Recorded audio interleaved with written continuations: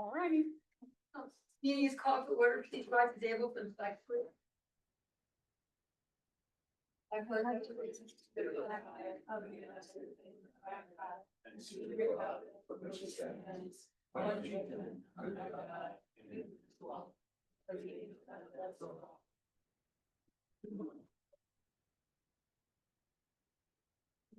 This meeting is called pursuant to the provisions of the Open Public Meeting Law. This meeting of October 14, 2025 was included in a list of meetings notice sent to the Courier News on January 6, 2025, posted on the bulletin board at Borough Hall on that date, and has remained continuously posted as required. In addition, a copy of this notice is and has been available to the public and is on file in the office of the Borough Clerk. Roll call, please. Councilman Arias. Here. Councilwoman Engelhardt. Should we get Councilwoman Engelhardt. Here. Councilwoman Fasara. Here. Councilman Levitt. Here. Council Vice President Long. Here. Council President Parker. Here. And Mayor Karen. I'm here. The audit, auditor could not make it tonight, so he will be here in 2 weeks, on our normal Monday night, meetings, will the audit for the council. I know the hands is awesome, I know tonight. I just have a couple things, on my report. Actually, that was one of the 2 things I have. The other thing is that I just want to let the council know, if you didn't already, that, the county did a public safety grant. Recently, we did apply. We were awarded, not as much as I hoped. For the police building, we got a total of 29,000, 5,000 of which is supposed to be used. I think every municipality got like $5,000 or something towards an OEM connection system. So we actually, besides that, we actually received $24,000 to be used for the police department, which will cover those electrical deficiencies that were uncovered recently. Which I think the quote was like 17,000. So, we have another 5,000 to put towards something else, but it's, it's a drop compared to what we need to continue pushing forward on that building. So that's it for me. Right, Councilman Parker. The only thing that I have to report on is that we're moving forward with the grand opening of the hotel and Courthouse Square. There are going to be some delays due to them getting electricity for the hotel. I was thinking, oh, Jack is here. Okay, good. So Jack can talk about it. But we actually have a strategy in place and going to execute, and things will probably be starting towards the end of November. So really, really happy about that. The other thing is that we are going to have a significant amount of people from around New Jersey for downtown New Jersey here at Stengel. That will be on the 23rd. I will be making, I've been asked to make this speech, so I'll be speaking at that. So that's what we have right now. Yeah. Councilman Long. Sure, a few things. Sorry, scroll down. Police department, I'll have a much more comprehensive report next time with some numbers. Just some dates and events for you. October 24th, we will have the 4th annual Witch Walk on Stengel. That road will be closed. October 31st, obviously Halloween and trick or treat will be happening. You'll have closures at Broad Street and William, 2 Pennsylvania Bunnell, Park Avenue, 2 Shields Avenue. November 27th, looking forward, this is 33rd annual Turkey Trot road race. I'm sorry, 5K, there will be road closures there. December 5th, we're looking at the 103rd Flemington Christmas tree lighting. So there will be closures there. And finally, the 6th, the next day, we'll have the Halloween holiday parade, and that's anticipated road closures then. So just a heads up on that. We'll have some times as we get closer. Police station construction's slowly progressing. Contractor advised the lobby bathrooms projected to be completed by mid-October. The message to the community from the department is, as the fall season settles in, the Flemington Police Department reminds all residents to stay mindful of changing conditions in our community. Shorter days mean more dark hours, so please use extra caution when driving, especially near schools, crosswalks, and residential neighborhoods. Wet leaves on roadways can create slippery surfaces, so reduce speed and allow for extra stopping distance. With cooler weather, Many will be using fireplaces and heaters, so be sure to check your smoke detectors and practice fire safety at home. Lastly, outdoor activities continue through the season. Please remember to drive attentively and keep an eye out for pedestrians, cyclists, and trick-or-treaters later this month. Unfortunately, I must report that Patrolman Michael Cristodora will be moving to Florida and has accepted employment with the Naples Police Department on December 1st. So his last day with us with the Flemington Police Department is going to be November 14th. But on a positive note, I was able to meet and interview 2 officers a couple weeks ago. I'll have more to say when we get to those resolutions. OEM will have more next time. Fire, I will be discussing with the department some ideas of what to do with that generous bequeathment of money for the fire rescue squads. All right. September had 296 emergency incidents. That compares to 290 calls during September 2024, so 2% increase. The breakdown of calls from municipality, I'm just going to mention 2, us and Raritan Township, because this is one of our shared services. 70 for borough and 204 for township, and a few sprinkled throughout the Hunter area. In order to handle calls during September, our squad made 348 vehicle responses. Some of these instances required more than 1 ambulance. Squad emergency medical technicians interacted with 257 patients, treatments, and so forth. That was up slightly from 255, small increase. And the duty crew system, I'm sorry, did I miss something? I did. Volunteer members contributed 1,331 hours of duty time during September, with the career staff providing additional 1,098 hours. This duty crew system allows the rescue squad to staff the ambulance 24 hours a day. As important emergency responses continue to rise, so as a result, squad wants everybody to know that they're looking for new members, and you can check out the www.fars.org Join Now website for more information. Tomorrow night, the next Lyceum slated to begin at 6:30 at the Hunter County Chamber of Commerce. Lecture title is The Role of the Arts in Supporting Creative Civic Participation, and that is my report. Yeah. Catherine Levitt? All right, thank you, Mayor. At the Environmental Commission's last meeting, we reviewed 1 site plan and sent in our comments. The next meeting will be on Monday, November 3rd at 7 p.m. The Shade Tree Commission will be meeting next Monday on October 20th at 7 p.m. instead of its usual time. The following meeting will also observe an unusual date. It will be on Monday, November 17th at 7 p.m. And finally, I think we all attended the Harvest Festival, and I gotta say, it was fantastic. I thought putting it on Main Street was a great idea. And a lot of businesses told me that they had some of the best days, or, they'd seen in years or ever for some of them. And I honestly think we need to do this kind of thing more often on Main Street. And I, of course, want to thank our police, DPW, CERT, FCP, and all the other volunteers and people that made it happen. That's my report. Thank you. Sorry. Just 2 things. The library board meeting last Friday is moved to this Friday. We had a scheduling issue. And then tomorrow evening, there's a planning board bylaws committee being led by Melissa Swingle, which includes myself, Don Eckel, and legal representation, where we will be reviewing the bylaws of how the planning board operates. Hopefully ends early. I will keep that into consideration. Okay. Anything else? Nope, that'll do it. Thank you. Councilwoman Engelhardt. Thank you. At my last council meeting, I had happily reported that we had been told that the New Jersey Film Ready Commission was all ready to get our film ready partners with Frenchtown, Clinton, Lambertville, and ourselves on October 22nd. That press release has been canceled. Apparently the Film Ready Commission wants us to, as well as Lambertville and Frenchtown, to go back and document a few other buildings. The county economic development authority and tourism commission put together these applications, and frankly, I felt very bad for Mark Salick. He was pretty disappointed. I think the goalpost keeps moving on them, so they're a little frustrated, but we are being patient.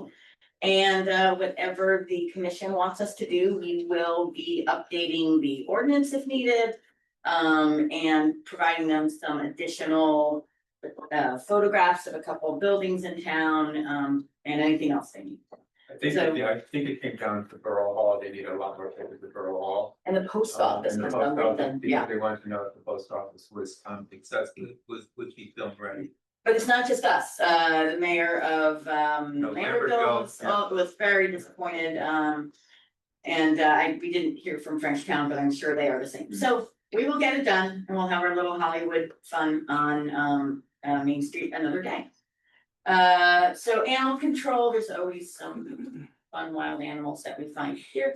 So for September 2025, there were 9 calls, 2 bites, 4 strays, and 2 stray animals impounded. 2 wildlife, but there were 3 listed in the report, so that's a little confusing. Bat, fox, and squirrel. So nothing new. I was a little disappointed about that, but otherwise, okay. And of course, again, the Animal Control Solutions thinks that some of our areas are actually in Raritan instead of Flemington, so perhaps that call number is actually 8. At any rate, we'll make sure that we're not charged extra for the call to Raritan. Also, the rabies clinic is November 8th from 9 to 10. Animals need to be on leash. And let's see, next week we have the parking committee meeting with Councilman Pissarro and Mayor. Susan, did you know that there's a coyote that's running around in Liberty Village?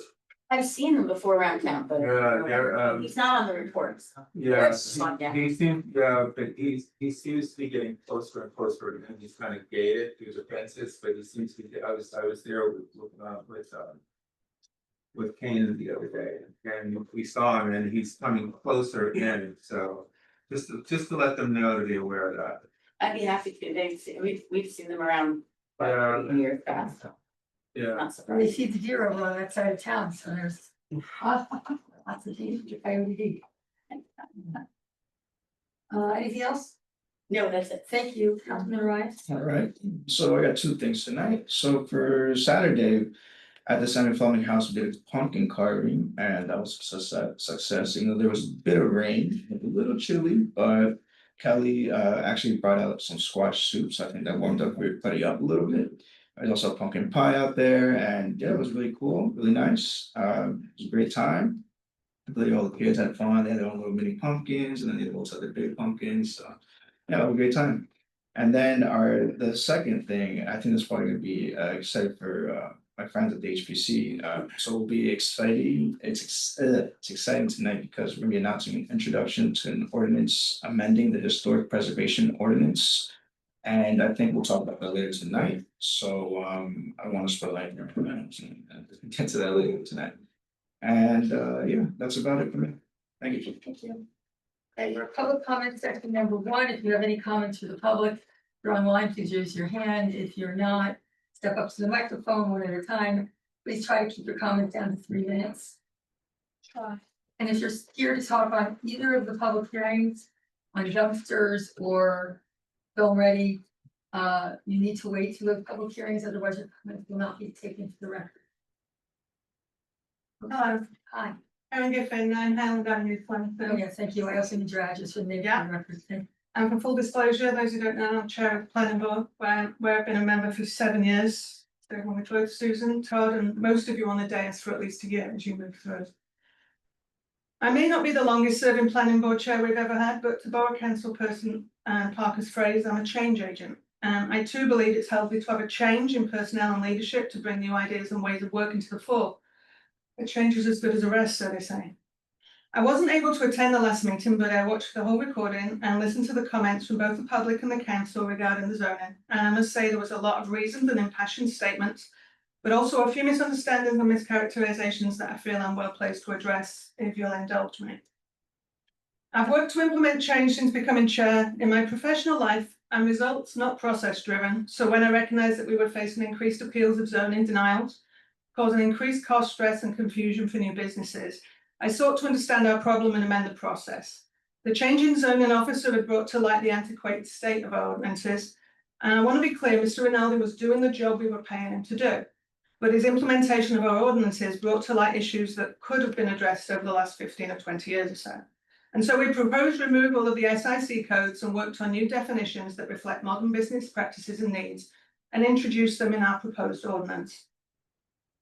We've also implemented a checklist process to make the application process more transparent for applicants to save time and money. We're currently working on updating our own procedures to ensure we provide the best service we can, including looking at escrow accounts to ensure taxpayer money is not misused by applicants. On the zoning, let me start by saying there's much to appreciate in this ordinance, much. I heard a lot of business owners' concerns about doing business in town, and I want to let them know that we on planning board share their concerns. In fact, this was my personal driver to initiate the zoning changes we proposed last year, meeting with applicants who were appealing zoning denials and understanding the cost and time they were having to expend. That and the other recommendations were rooted in the goal of revitalising Main Street, while supporting all businesses in all the other districts too, and supporting landlords and building owners. If that ordinance had not been tabled by council, we could have all been benefiting from those changes for the last year. When council announced the tabling, it was to undertake multi-stakeholder review, a process PB was assured it would be involved in. I had hoped this would include the two subcommittees working together. However, when I requested a meeting as such, I was turned down by council. To the point made by one member of the public, should have been more public input in council's process, he was absolutely right. It would seem that businesses have been listened to, and certainly from one council person's statement, at least one landlord, but it seems not the public, and I want to make it clear to the public now that the planning board was not consulted either. Suddenly in August, we received the draft, and we were looking forward to finally being involved with the process. 8 days later, when I asked for clarification on the timeline for comments, because despite Mr. Parker's statements in the meeting, asking for input that we were to not rush because we wanted to do this right, I was told secondhand to provide our comments the next day. And then I was accused of not wanting to participate when I explained this wasn't possible because of the planning board meeting timings. Once the ordinance was formally introduced, planning board started the regulatory required process of having a report prepared by a registered planner to review the ordinance's consistency with our master plan documents. Let me be clear for those who aren't aware of the requirements. Planning board has to compare the ordinance directly with the master plan and report differences. The report, which concluded that many aspects of the ordinance were substantially inconsistent with the master plan, is not a matter of opinion or political rhetoric. It's a matter of facts.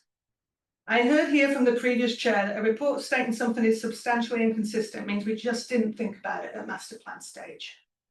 Whilst that can be true for smaller items, such as the pop-ups being extended to Stangle rather than just Main Street, as we had to report, but we actually all on planning board agree with, that is something we can look at and change.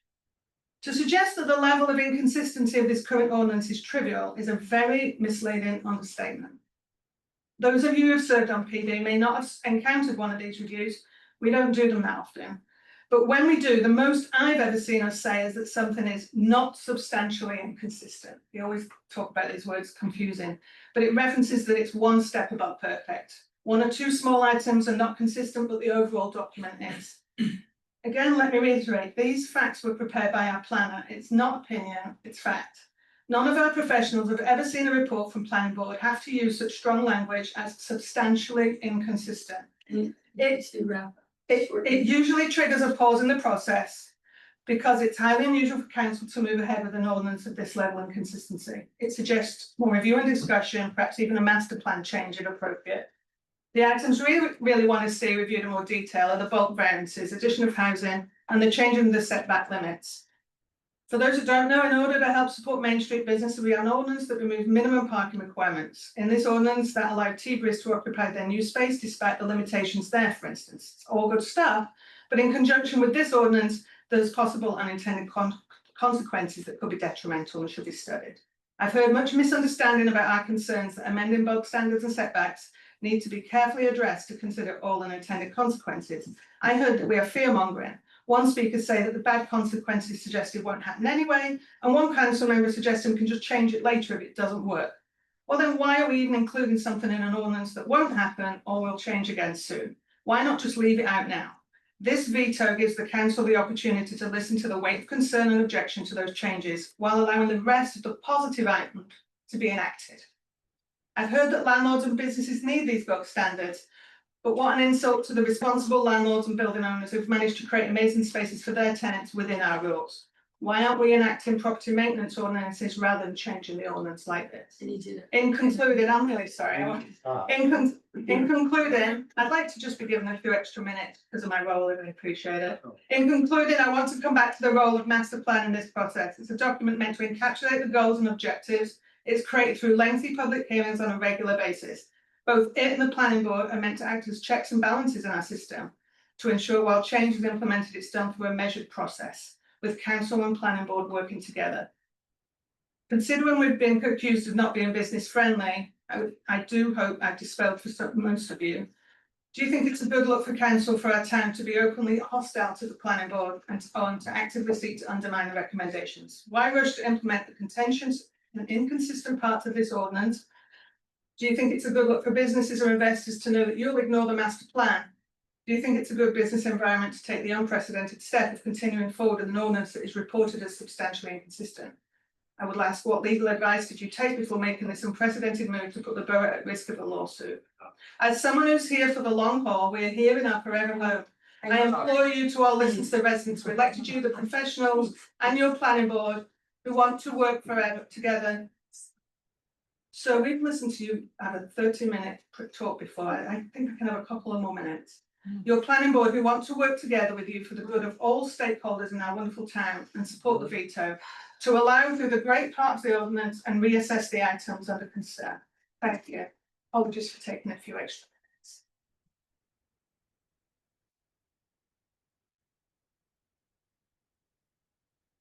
minutes. Please. Need your name and your address for the record. Hi, Jack Cuss, good evening. Yeah, talking the microphone.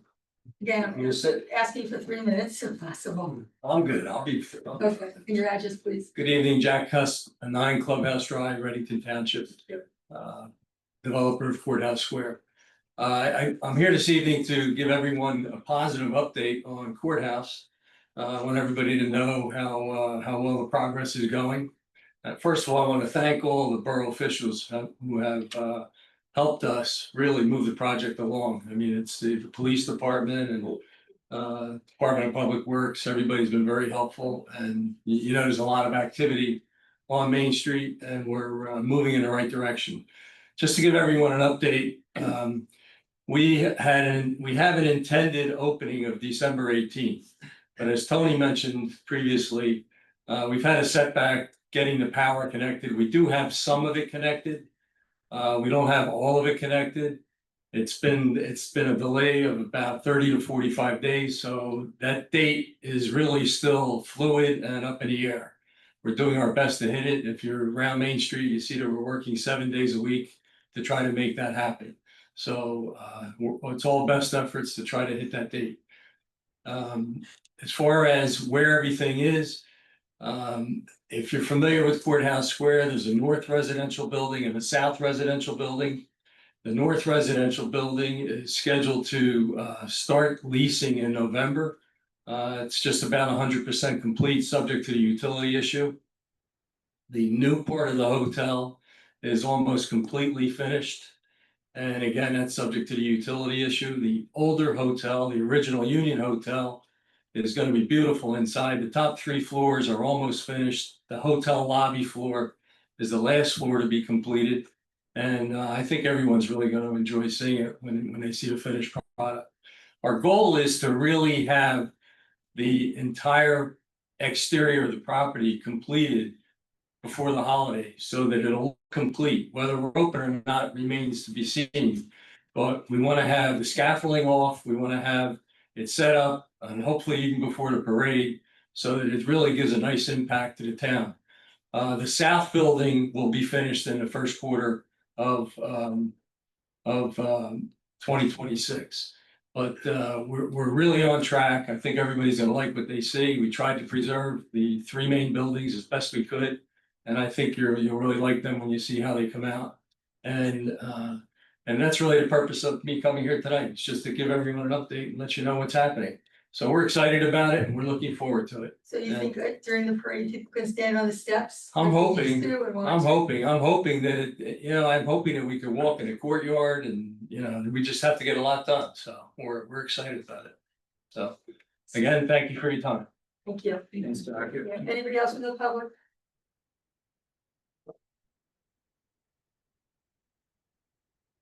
Yeah, there's something big before you come up. Oh, everybody. Oh, I'm sorry. No, it's all right. I apologize. All right. You can't see behind you, All right? right. Unless you're a teacher. Colleen Rossetti, 36 Pennsylvania Avenue. My comment is a compliment. I love how the resurfacing of Main Street happened. It's my car thanks you, actually, from all of the potholes and whatnot. So I'm just curious where those funds came from. So, in 2019, under Mayor Driver's administration, they secured 1.2 million as a loan from the iBank DOT, which is for Infrastructure Bank, as a mostly loan, partial grant forgiveness. Then that was part of a larger part of money to do some other stuff. That money just sat and wasn't used. It might have been later than 2019, might have been 2020. And in 2022, when I became mayor, the DPW and I sat down and they did a master list of all of the projects that needed to be done. And their biggest concerns in order, and what they cited was the underground sewer and water lines on Mine and Main had not been changed out for probably close to 100 years, and they were having a lot of problems and issues. So I brought to the council the idea of holding off on doing just the top surface road, which is what the borough's been doing for 50 years instead of the infrastructure as well, because that's why Main Street kept crumbling, is that the infrastructure underneath it was rippling and broken, and the concrete original road was all broken. So, the town kept putting good money into this, and then within a matter of years, there were failures again, and everything was breaking apart. The council agreed to hold off on it. I've been doing this a long time, and the iBank has a second bank, which is it's with the DEP. And our town at the time, possibly going forward at least another year, qualified for funds to do the sewer and water infrastructure at 100% forgiveness. Cool. So we had a bond for that money, which was a couple $1 million, and also all the galvanized lines underneath as well, which is a different pot under the iBank, under their lead abatement program. And so we were able to use the money that was gotten years ago as the top coat. iBank DOT was willing to wait. I mean, we were on a deadline, but they were willing to it was a lot of, luckily they have the same attorney in iBank DOT and iBank DEP, because if they didn't have the same attorney, this probably wouldn't have been able to happen. But so the plan is once we fully pay for all the work that was done, there's got some work walkthroughs and whatever. Those bills get sent down to Trenton to get totally certified that the work was done. And then the iBank will reimburse us for the sewer, water, and galvanized lines 100%. And they'll be reimbursing us some percentage for the road. I don't know if it's gonna be 25% or 50%. And then hopefully we'll be able to roll that money over, since it's already part of the bond, to do the last section of Main, which is the traffic light, a church to Chorister Place next year. So hopefully we'll be able to get that money back. So even though on our books, we have a couple of $1 million in debt for that, it's not going to be felt, because we're gonna hopefully be able to roll that money to Maine, and then hopefully to Mine as well, which has the next oldest infrastructure in town. And That was a wonderful description, and I want to thank you, Mayor, for being able to orchestrate all of those avenues with government and bonds and whatever, but It's we been appreciate that. doing this a really long time. Well, we appreciate that, and we do need all of that infrastructure, and my car thanks you for the beautiful blacktop, but we thank you for your expertise in being able to organize Oh, those thank you. sorts of things. Thank you. I have a question. Wasn't one of the three utilities included in that, the original paving money as well? I thought one utility was there, and then that was the reason why it was being held as well, because we all, we No, all wanted to put all No. utilities in the same, we don't wanna rip it up and then do it. yeah, all no, again. none of the utilities were included in the original. In the It was first class? curbing, it was the traffic light, bringing the entire traffic light up to date, and it was the top coat. But it didn't include anything in the ground originally. Okay, but we wanted to wait on it in order to make sure the utilities were in it. Yes, which is Which the is why sewer the water and money the was- the galvanized pipe thing happened later because they changed the rules. Yeah, hello. Yeah, just for the record. I'm Marie Andy, Broad Street. Excuse me, could you get closer to the mic? Yeah, you can barely hear you. Thank you. Marie Andy, Broad Street. My comment is that I believe Brandon should not have voted in the ordinance or will be voting because he or his family member have a vested financial interest in the outcome of it, and whether it be for their business owners and owning a building on Main Street, and I think maybe he should recuse himself for this line item veto. That's my comment, thank you.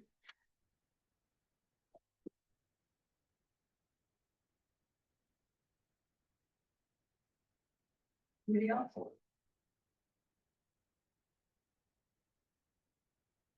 Sharon Ryder, 35 Elwood Avenue. I would like to compliment our mayor, Marcia, for all the work and effort that she puts into our town and helping to keep it realistic and appropriate for us citizens to live in. I'm here tonight because I really want to support the mayor's veto about not putting apartments on the main street. That we need tourism here to keep the town alive. And that means putting in retail stores that are appropriate to the main street and bringing the main street back alive. I spoke a couple of weeks ago about watching Red Bank die in the 60s and 70s and come alive with more and more retail stores. There was antique stores, which we are having now, and that we too can bring this town back alive after so many years of being so dormant, and to really reconsider not putting any more apartment buildings. I know there's some talk about adding more. I know there's one where the gas station down on Main Street, they're supposed to be putting in apartment buildings there. The Agway, not that, you know, where the Agway was, that's already a done deal.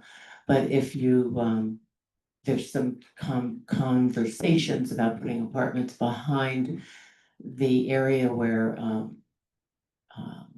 the post office is on that side of Main Street behind those stores, and I've driven back there and I see it's all like parking in there. To put apartment houses over there would really, I think, be very detrimental to the town. And I think that people need to really consider parking spaces, that if we're gonna have these retail stores here and more tourists, they need to have places to park. And there's really not a lot of parking. Thank you. Anybody else in the public?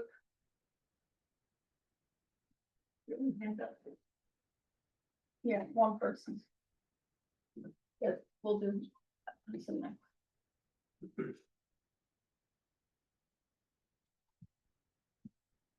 I'm Lois Stewart, and I'm a resident and taxpayer of this borough. And your address, please. I'm sorry, but I do not have to give my address. I checked. I just have to say that I'm a resident of the borough and a taxpayer.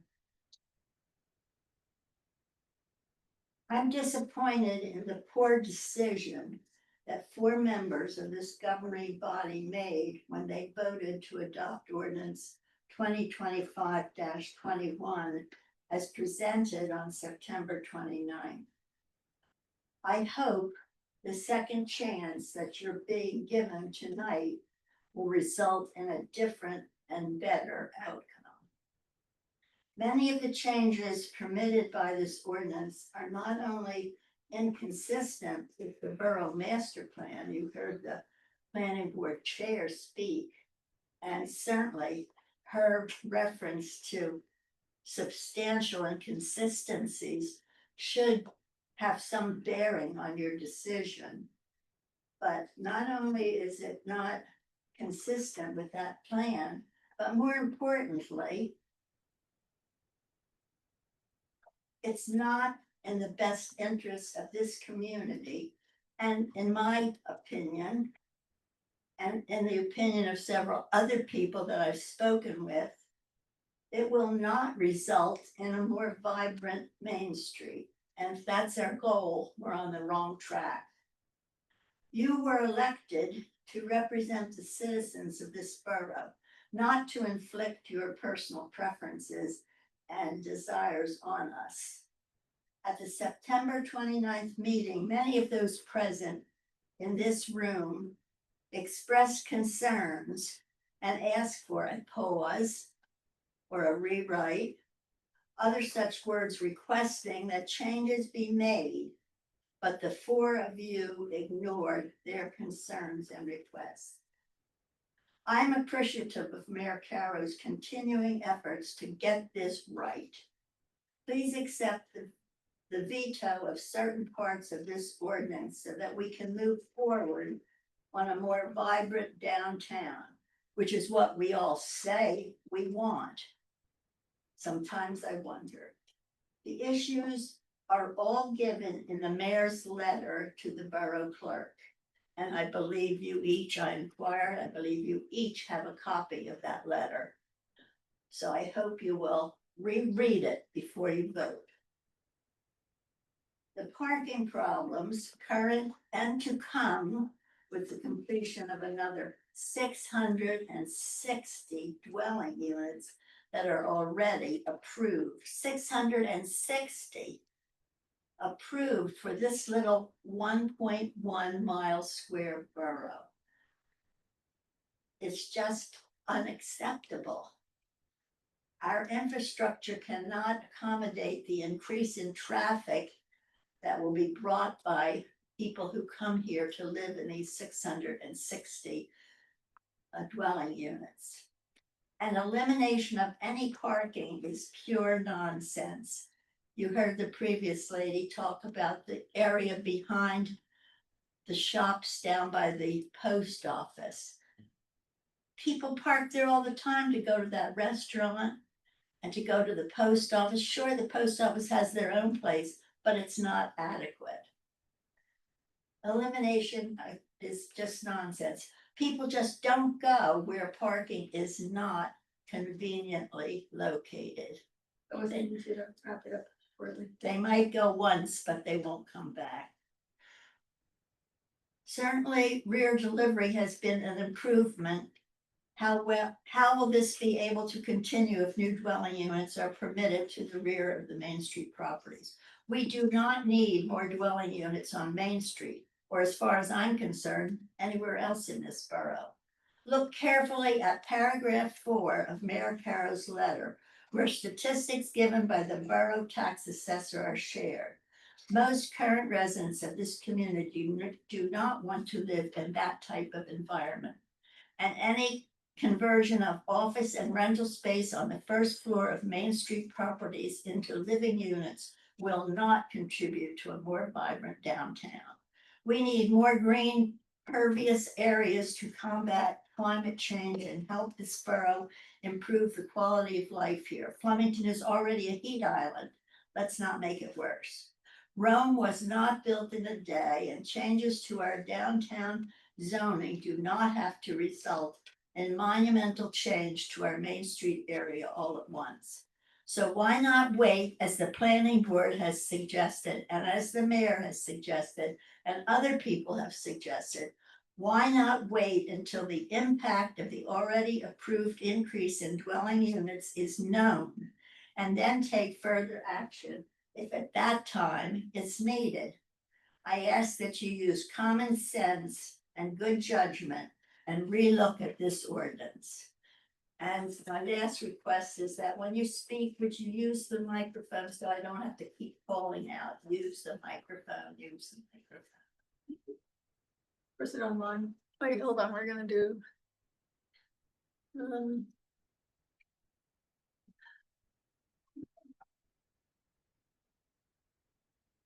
Sir, who's ever COU iPhone? Hi, can you hear me? Yes. Good evening. I'm Dennis Shobe, resident of Flemington at 194 Main Street. And I would like to comment about the mayor's recommended line item veto to a few items related to the Main Street ordinance change. I strongly encourage the Borough Council to seriously consider those recommended changes. The ordinance would still include the items that business owners strongly recommended, like pop-ups, including on Stangl, which seemed to be a big concern at the last meeting. I didn't hear any residents supporting the ability with the proposed ordinance to allow more apartments on Main Street, especially on the first floor. In addition, I didn't hear any residents supporting the ability to build additions behind buildings on Main Street and take up valuable parking spaces, as well as making it difficult to make deliveries behind the buildings. These were the major concerns from the planning board, as they are not consistent with the master plan for the borough. There are several beneficial parts of the ordinance, and I ask that the borough council also listen to us residents, since there wasn't a resident forum to give the council input. By removing these two items, it will ensure that the council has recognized the planning board's significant concerns with the ordinance not being consistent with the master plan, instead of ignoring the planning board's concerns. Thank you for your consideration of this request to ensure that Flemington Borough residents' wishes are respected and taken into account. And thank you for all you do. Thank you. Anybody else from the public? Excuse me, thank you. Good evening, Robin Lapidus, FCP, FID Executive Director, 50 Stangl Road. I just want to say that I don't know how much longer our businesses can wait for business-friendly environment. We've seen so many businesses leave and go out of business over the past 6 years that I've been here. It's tragic. And I think that this concept of othering landlords, property owners, people who rent is really divisive and really unfortunate. Tonight, everybody is talking about us listening to each other. And I have to say, it's only been of recent that business owners have been listened to or talked to or included. We're not on the planning board, we're not on your parking commission, we're not on your committees. We're absent. So if you really want to listen to what people have to say, who are working so hard to bring business to this community, chocolate, ice cream, all the things that people want. It's what everybody says they want. We also need people to live on our main street. That, if you look at how Main Street survive, they generally put more people living on a main street because 1, they take care of the street. 2, they look out for the businesses, and 3, there's somebody there for breakfast, lunch, and dinner. And without a few more people living on Main Street, the reason why we've had new businesses come is because the hotel is being built. And there's apartments and people are going to live on Main Street. I feel like this whole conversation about listening to residents or listening to businesses is really sad and disheartening. And, businesses need customers. We don't currently have what it takes to keep businesses alive. And they have told you that they need more flexible zoning and the ability to do more things within the confines of a business. And I think that waiting any longer is just gonna cost us more businesses, because there are people who wanna move to this town, and when they say they wanna teach education and have an art gallery, they're denied. That's what we're talking about. So it's really painful to not allow these businesses to have the opportunity to open in our town, and that is really what the case is the planning board chair said it herself. We have denied and turned away too many businesses. We need a combination of things, but I think pushing this back really just means that the next 10 people who are gonna come to try to open a business here may not even bother, because we're sending such an anti-business friendly message, and that really concerns all of the business owners here. And you know, businesses do open every morning of the day for the residents. They're here to serve the residents, but we don't have enough of a impact for them to be successful. And that is really what we're talking about. It's about finding some balance where we can have enough people living here to keep our businesses alive, and to have enough opportunity to welcome new businesses into the buildings that we have, and our buildings are complicated. So I thank you for your time, and I hope that we can do better at relating to each other in the future. Just as a point, you don't have to step around, but just as a point, so people understand the law on vetoes. Whether the veto is accepted or not accepted by the council, the clerk has to publish the ordinance with or without the veto, and then it takes effect. So this isn't pushing it back at all. If they accept the veto, that becomes the law as soon as it's published. If they don't accept it, that becomes the law as soon as it's published. So it doesn't push back anything, just to be totally clear on how this works. Thank you. Anybody else from the public? Can I do another? Let's see if anybody else. Anybody else from the public? Did you want me to read these letters or public comments How- that I? Yes.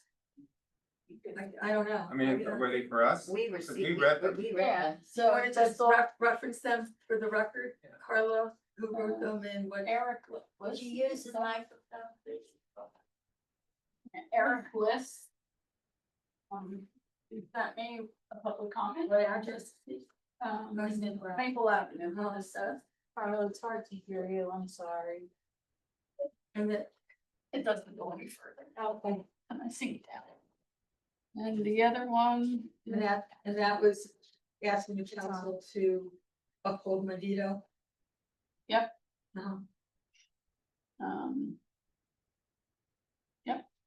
And the other one also to uphold the veto is Mark Tabers from 35 Brown Street. Anybody else? And you all got a copy of it. That's it. It's the two, right? Yep. And she And she read can- those letters so the public knows what place people are listening. Once again. But you read Mr. List? This is Oh, all yeah, three you know, paragraphs. Okay, I'll read one. You can't just read one and not the other. Go ahead. Okay, here we go. and be close to the mic. Yeah, we're trouble hearing you. I apologize for not being able to attend in person tonight and request that our clerk. Okay. I ask that our council members vote to sustain the mayor's line item veto of ordinance 2025-21. I ask this for you for 3 reasons. It supports our Main Street businesses by allowing their key requests to go forward. This includes the changes in the SIC codes, the support of pop-up events, and support for first floor office. Number 2, it delays additionals and caps housing on the first floor of Main Street. Additional housing on Main Street is not in caps, in alignment with your constituents' desire to have a more vibrant Main Street. This is especially true with hundreds of approved new units due to come online in the near future. This decision should be delayed until after we see the impact of these upcoming developments. Number 3, it gives us time to assess the parking impact of the Courthouse Square project. We know that the hotel project will materially impact parking on Main Street. While it may be appropriate to change the reserve space behind buildings to allow for additional construction space in the future, we should table that for now and protect this space for parking until after the hotel project is complete and we have time to judge its impact on the parking situation, both on Main Street and in the surrounding neighborhood streets. People will be reluctant to visit Main Street businesses if parking becomes an even bigger challenge. That is from Eric Litz on Maple Avenue. This is a long one. Okay. His name is Mark Pavers. I live at 35 Brown Street, and I've been a resident of Flemington Borough for 10 years. I want to again start by thanking you for your continued work to strengthen our community and improve Main Street. I reviewed Mayor Caro's veto carefully. While I understand and respect the goal of promoting growth and revitalization. Can't get that word. Yeah, there you go, revitalization. I share the mayor's concern regarding the provision she vetoes. Section B.E.4, conditional uses permitted / dwelling units on the first floor. Section B.E, area, yard height, and building coverage. Section V1.D.5, dwellings located on the first floor. My concern is that these sections, if left in place, could unintentionally open the door to developments that eliminate existing rear parking areas and increase the number of apartments or other residential units on Main Street.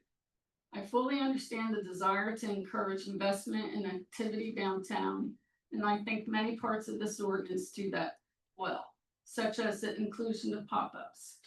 But my main concern is that these particular provisions could lead to outcomes that might make it harder, not easier, for our downtown to thrive.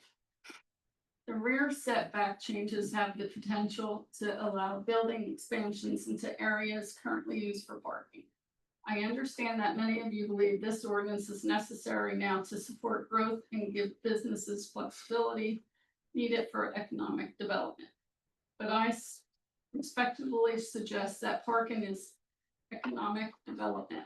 It's how residents, visitors, and business customers access Main Street. If those spaces are gradually replaced by building additions, we may find ourselves in a situation where the town's limited parking supply can no longer support the businesses we're trying to attract.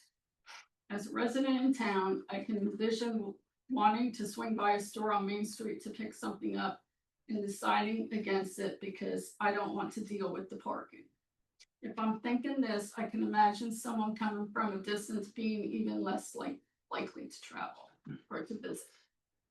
Once those lots are developed, there's virtually no going back.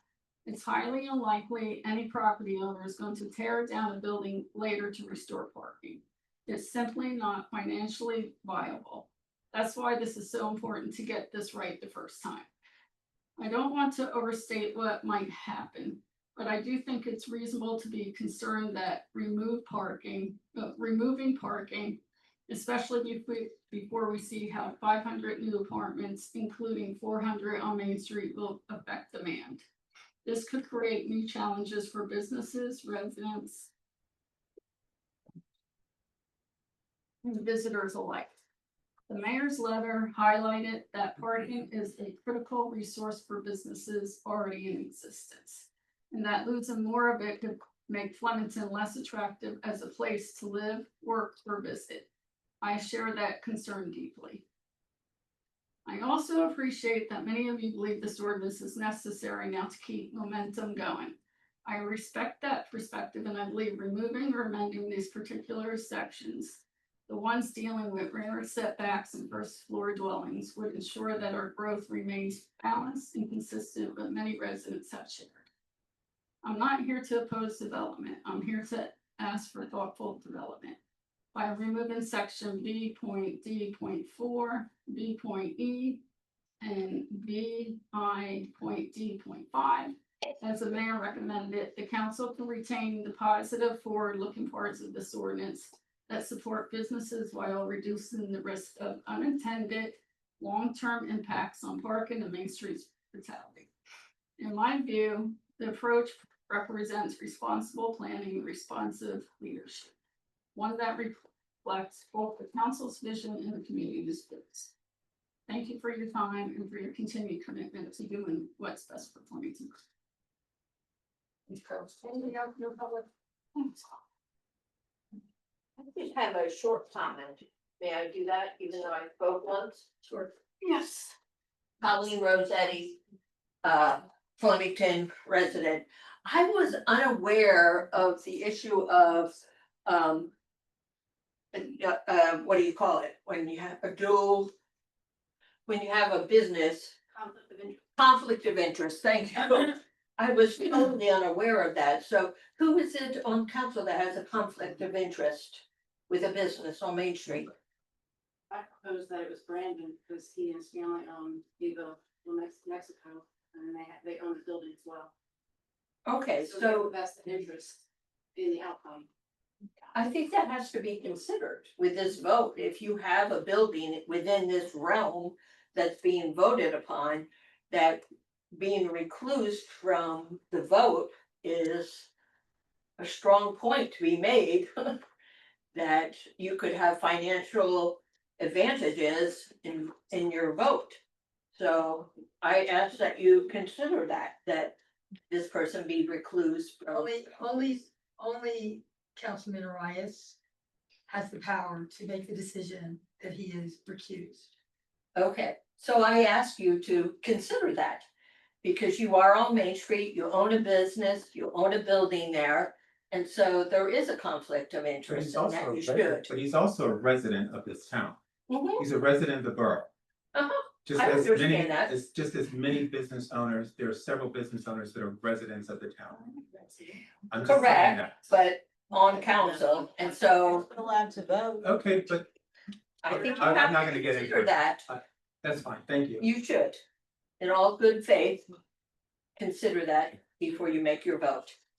What does the attorney say about this? Mayor Carroll accurately states the case that the recusal is Brandon's. I could counsel Brandon, but I cannot make a decision for him. I mean, this is the first time hearing this issue, so. I mean, Brandon wants to chat, I'm happy to chat with him, but that is his decision. He doesn't need to make that decision now. Anybody else from the public have any comments? Well, we have comments, not questions, please. It's just a comment Okay. on this issue. I would question, I guess, for Chris as well on that topic is planning board we have a rule, nobody takes part in discussion or votes on a application that's within 200 feet of their house for this very reason. And we have a disclosure of financial or pecuniary interest in a situation. Is that not the case? Is it different in planning board and council then? Could you just confirm that for me? The joint rule does not exist, council. The council is governed by the local government ethics law, of which I'm happy to consult with Brandon if that's his desire, at a time of his choosing. So you have to We're discussing right now, I guess.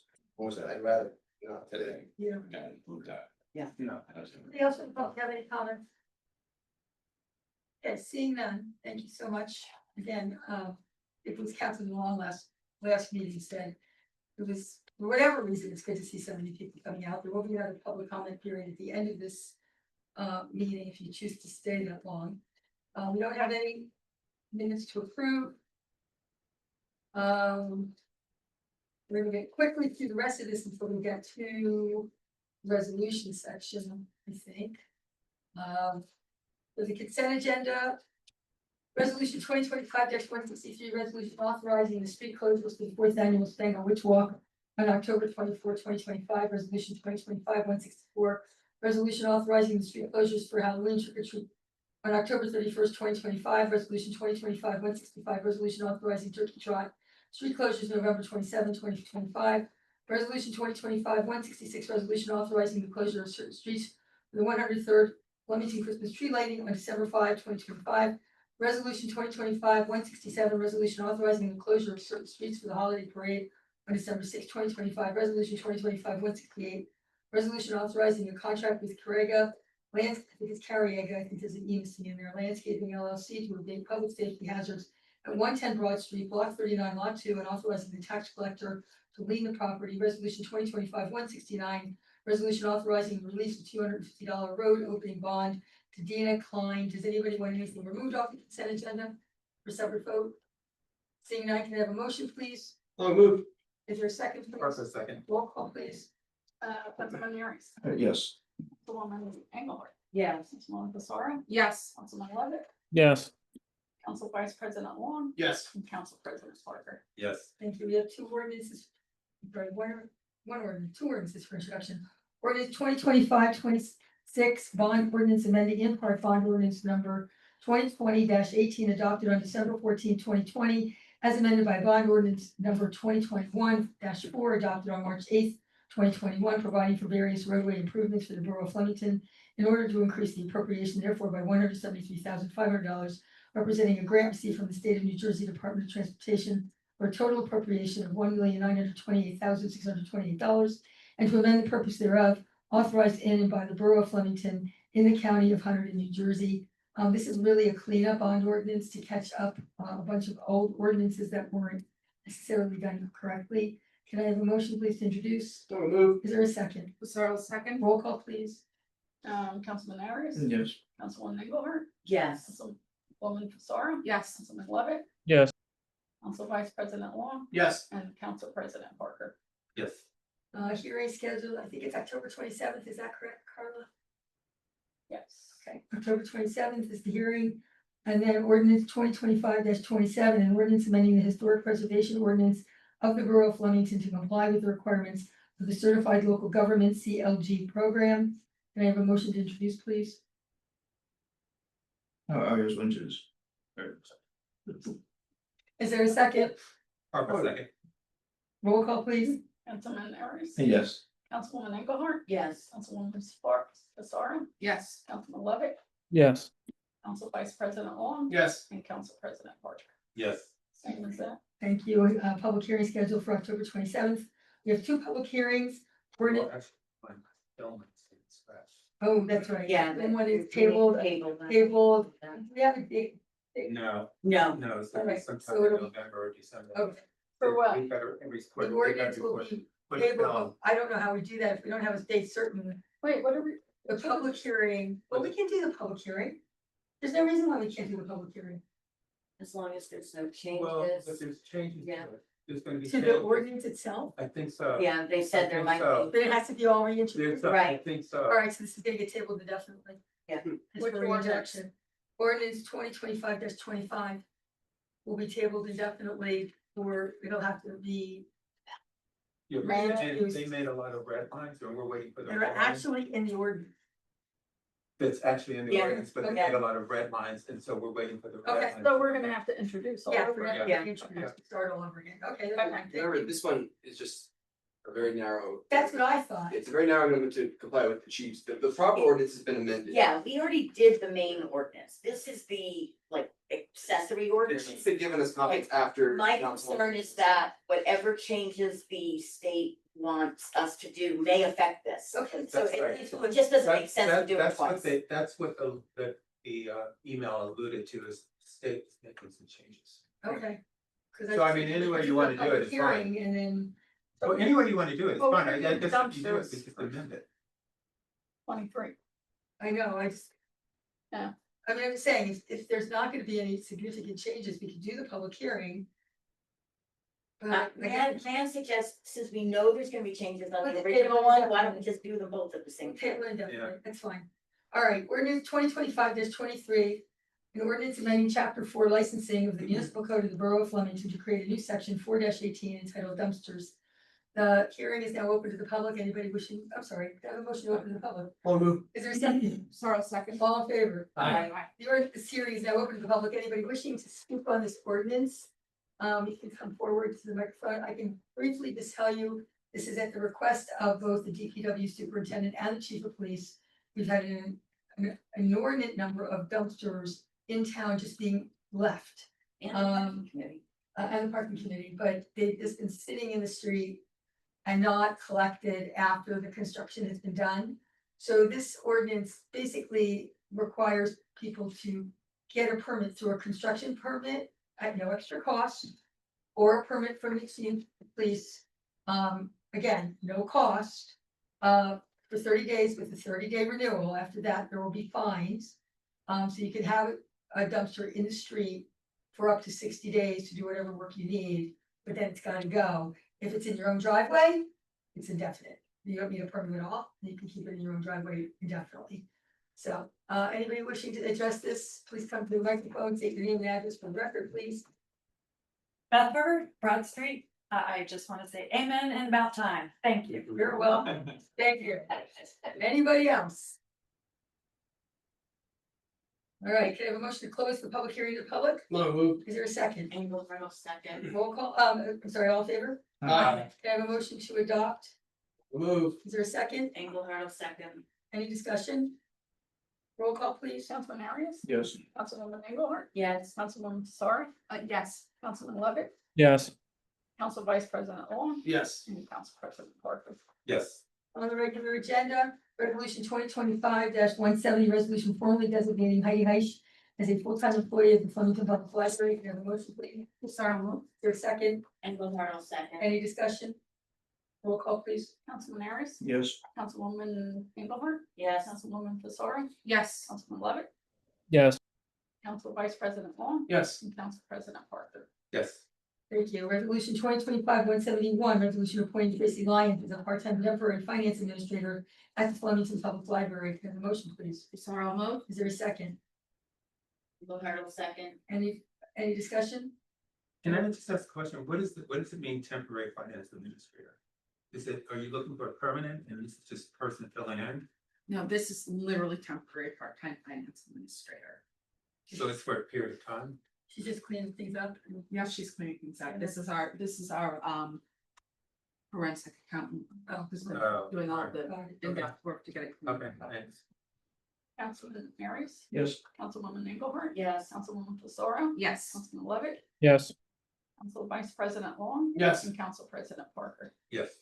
Thank you. Resolution 2025-172, resolution of the Borough of Flemington awarding a new plenary retail consumption license with hotel motel exception type 36 pursuant to NJSA 33:1-12.20 to 19.1 and 19.2, the Stagecoach Liquors LLC for the Union Hotel property. Can I have a motion, please? I'll move. Parker second. Any discussion? I just quick clarification on this one. So this was what we had a couple meetings ago, had rescinded something related to this, Rescinded what we did, rescinded what we It did. was and then state. we had an issue with another, yeah, even. And then this one, It's all these stages that has to be done properly. but the next thing on our agenda is like the second part of it. Yes. Is this And closed? it's final now. Yes, it's done. Whatever. Yep. All right, that's all. Thanks. Thank you. Roll call, please. Councilman Arias? Yes. Councilwoman Engelhardt? Yes. Councilwoman Fasari? Yes. Councilman Levitt? Yes. Council Vice President Long? Yes. And Council President Parker? Yes. Thank you. Resolution 2025-173, resolution of the Borough of Flemington issuing a new plenary retail consumption license with hotel motel exception type 36 pursuant to NJSA 33:1-12.20 to 19.1 and 19.2 to Stagecoach Liquors LLC for the Union Hotel property. I have a motion, please. I'll move. Is there a second? Parker second. Any discussion? Roll call, please. Councilman Arias? Yes. Councilwoman Engelhardt? Yes. Councilwoman Fasari? Yes. Councilman Levitt? Yes. Council Vice President Long? Yes. And Council President Parker? Yes. Resolution 2025-174, resolution authorizing the hiring of Michael J. Gallagher as a Flemington Borough Police Officer. And motion, please. I'll move. Is there a second? Engelhardt will second. Any discussion? Roll call, please. Councilman Harris, Yes. Councilwoman Engelhardt, Yes. Councilwoman Fasar, Yes. Councilman Levitt, Yes. Council Vice President Long, Yes. and Council President Parker. Yes. Thank you. Jeremy, do you know when they're gonna be sworn in? Oh, it's set November. No, it's Thursday. I'd have to look. I think it's on the resolution. Excuse me, could you just move another chair so we could? Well, I gotta do this too, so I can't really. Well, then move the microphone. I can't, it doesn't go anymore. That's it. You can't hear me? No. November 3rd, start date contingent upon completion of their background investigation. A couple other things, so I'm just looking if the other guy was that same date, I think so, yeah, November. Okay. Resolution 2025, thank you, 175, resolution authorizing the hiring of Elijah DeGrotto as a Flemington Borough Police Officer. Can I have a motion, please? I'll move. Is there a second? Parker second. Any discussion? Real quick, regarding these two hires, I was able to hire, sit down and interview with them. They were both very compelling candidates. Both actually both have military backgrounds. Michael Gallagher served in the U.S. Marine Corps and is now transitioning from corrections to now town policing. He's a proud Del Val graduate, like one of our other officers. Also Castro back there.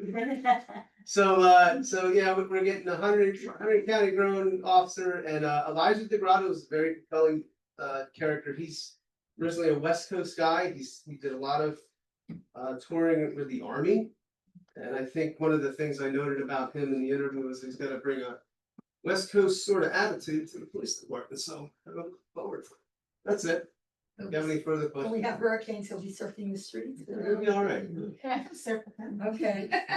Resolution 2020, I'm sorry. did people No, wait, do no, roll roll call. Sorry. Councilman Harris, Yes. Councilwoman Engelhardt. Yes. Councilwoman Fasar. Yes. Councilman Levitt, Yes. Council Vice President Long. Yes. Council President Parker. Yes.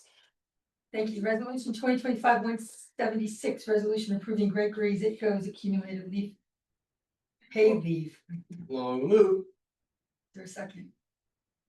Second. Parker second. Any discussion? Roll call, please. Councilman Harris. Yes. Councilwoman Engelhardt, Yes. Councilwoman Fasar, Yes. Councilman Levitt, Yes. Council Vice President Long. Yes. And Council President Parker. Resolution 2025-177, overriding the mayoral veto of ordinance number 2025-21 pursuant to NJSA 40A:60-5D. Is there a motion to override? Parker motion. Is there a second? Engelhardt will second. Any discussion? Anybody want to start? I'm sorry. Do you want me to do that, Karen? Well, whatever you want to discuss it, also, that will. Be a subsidiary motion, eventually, but I think there you go. Yeah. Okay. All right, so I guess I'll go first. This ordinance proposed by the planning board last year, 2024, came to this council, I believe in November, very late November, around Thanksgiving. And I believe I'm sorry? October. Right, okay, you're right, like I said, I don't remember the exact date, late 2024 it came to us. And I believe the variations on that same ordinance that we proposed this year in 2025. You know, I wanna make sure that we're taking a measured and pragmatic and holistic approach. When we tabled the previous ordinance, that was in November 2024, excuse me. You know, we heard a huge amount of feedback from both business owners, property owners, and residents. And the same thing happened this year. I recognize the points of concern that Mayor Caro, that caused Mayor Caro to veto this ordinance. However, the items in question contribute to the creation and support a vibrant, sustainable, safe Flemington where people want to live, work, visit, and socialize. And I think that's something that everybody has agreed upon up to this point.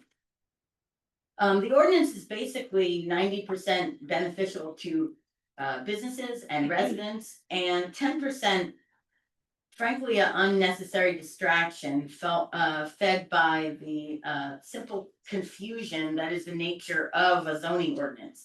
These things are not easy to read. You kind of have to go back and forth between a lot of different sections and subparagraphs.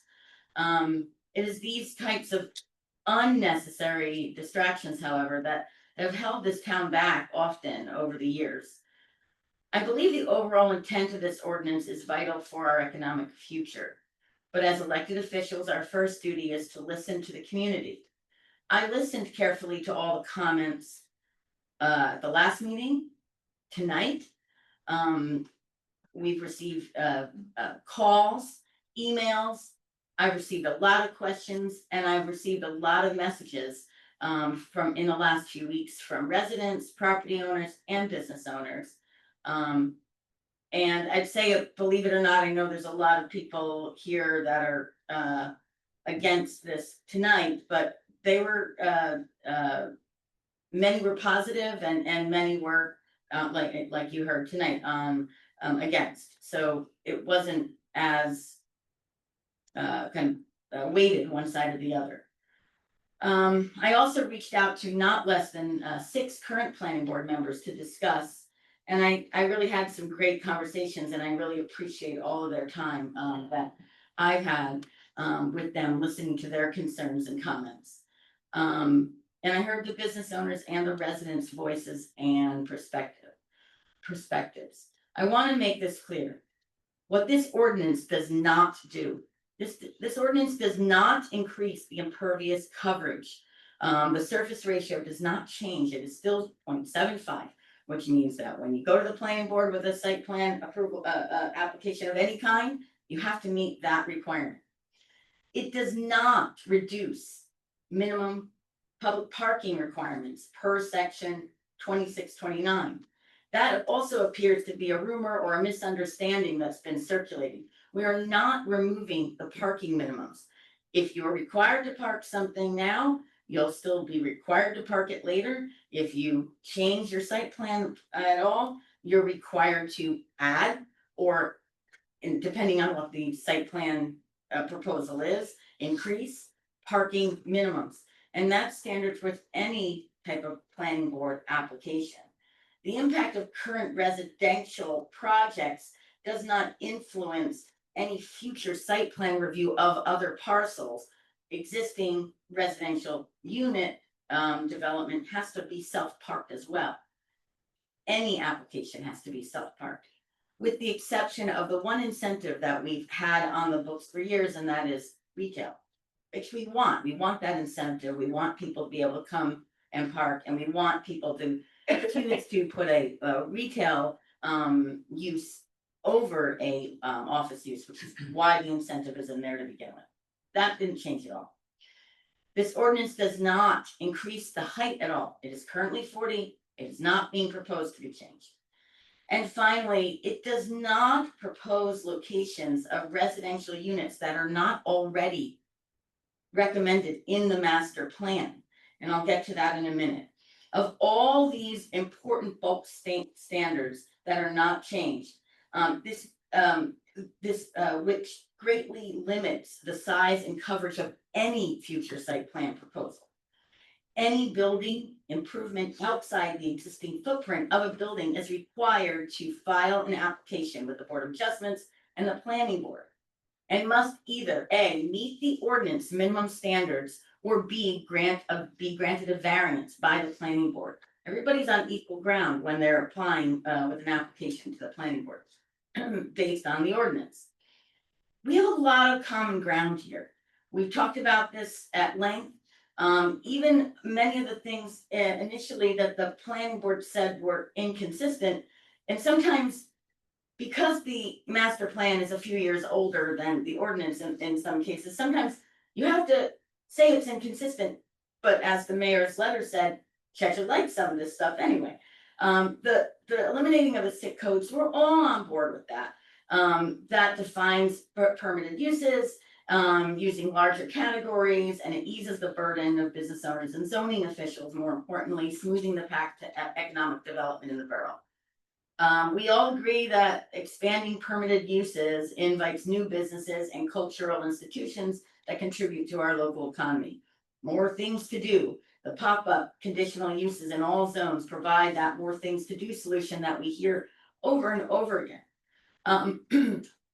We heard businesses. There was an amazing cordial discussion between the residents and the businesses last week. I think Councilman Long mentioned that, and we could really see that up here. It was actually really quite nice to see.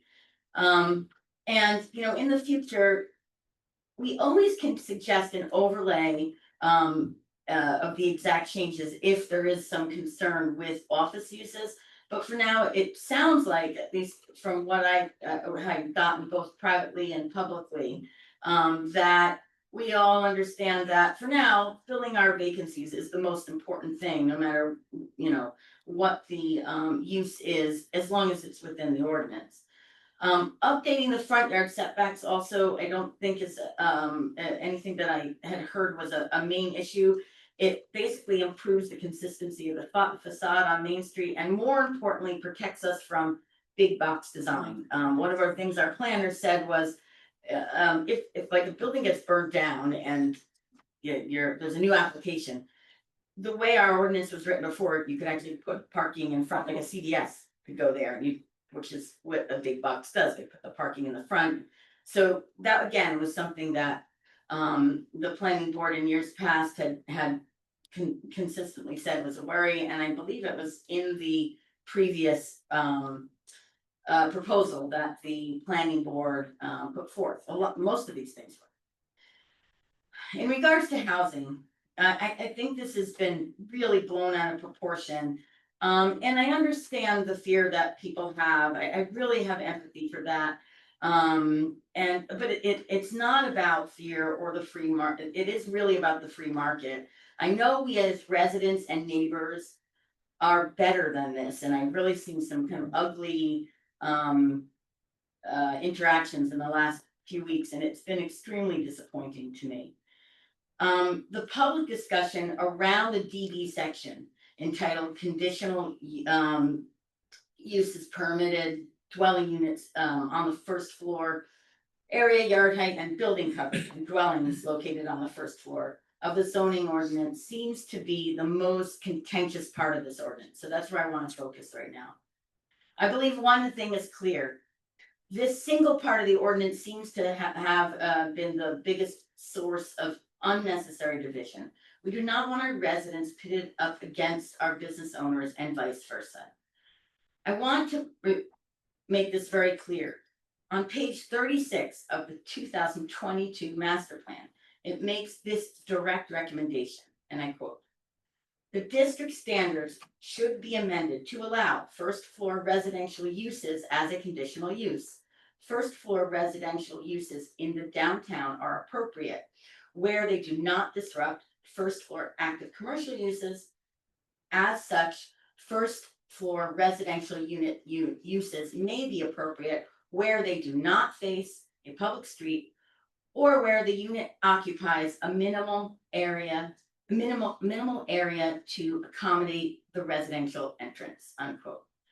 Codifying the conditional use of these first floor dwellings as specified in the master plan provides that additional flexibility to property owners, preventing extensive variances that depreciates property values and are very expensive to go through the planning board process. In addition, there's some confusion about this 8-foot width that also was in the original planning board proposal. So I just want to clarify that as well. The residential entrance is documented in our proposed ordinance, reflects the 8-foot question that a few people have been asking me about. It's intended to accommodate but limit entrances from Main Street to upper story apartments 8 feet is quite small and simply intended to limit the disruption of the regular rhythm of walkable storefronts while still providing access to whatever residence is either existing now or proposed. The alternative would be to leave it to interpretation, and I frankly prefer an objective standard to give that the planning board some teeth and argument, and property owners clear guidance if they do come for an application. This allows for new and renovated residential units, but only in certain circumstances. This still prioritizes commercial retail and engaging businesses on the first floor while allowing for retail in spots that you do not see. This 8-foot proposal was included in the planning board's draft of this same ordinance from November or October 2024. Why was this first floor language in the master plan to begin with? I think that's something that's also just confusing. And, if you got a call that said they're building stuff behind the post office, I want everybody to understand why this was included to begin with.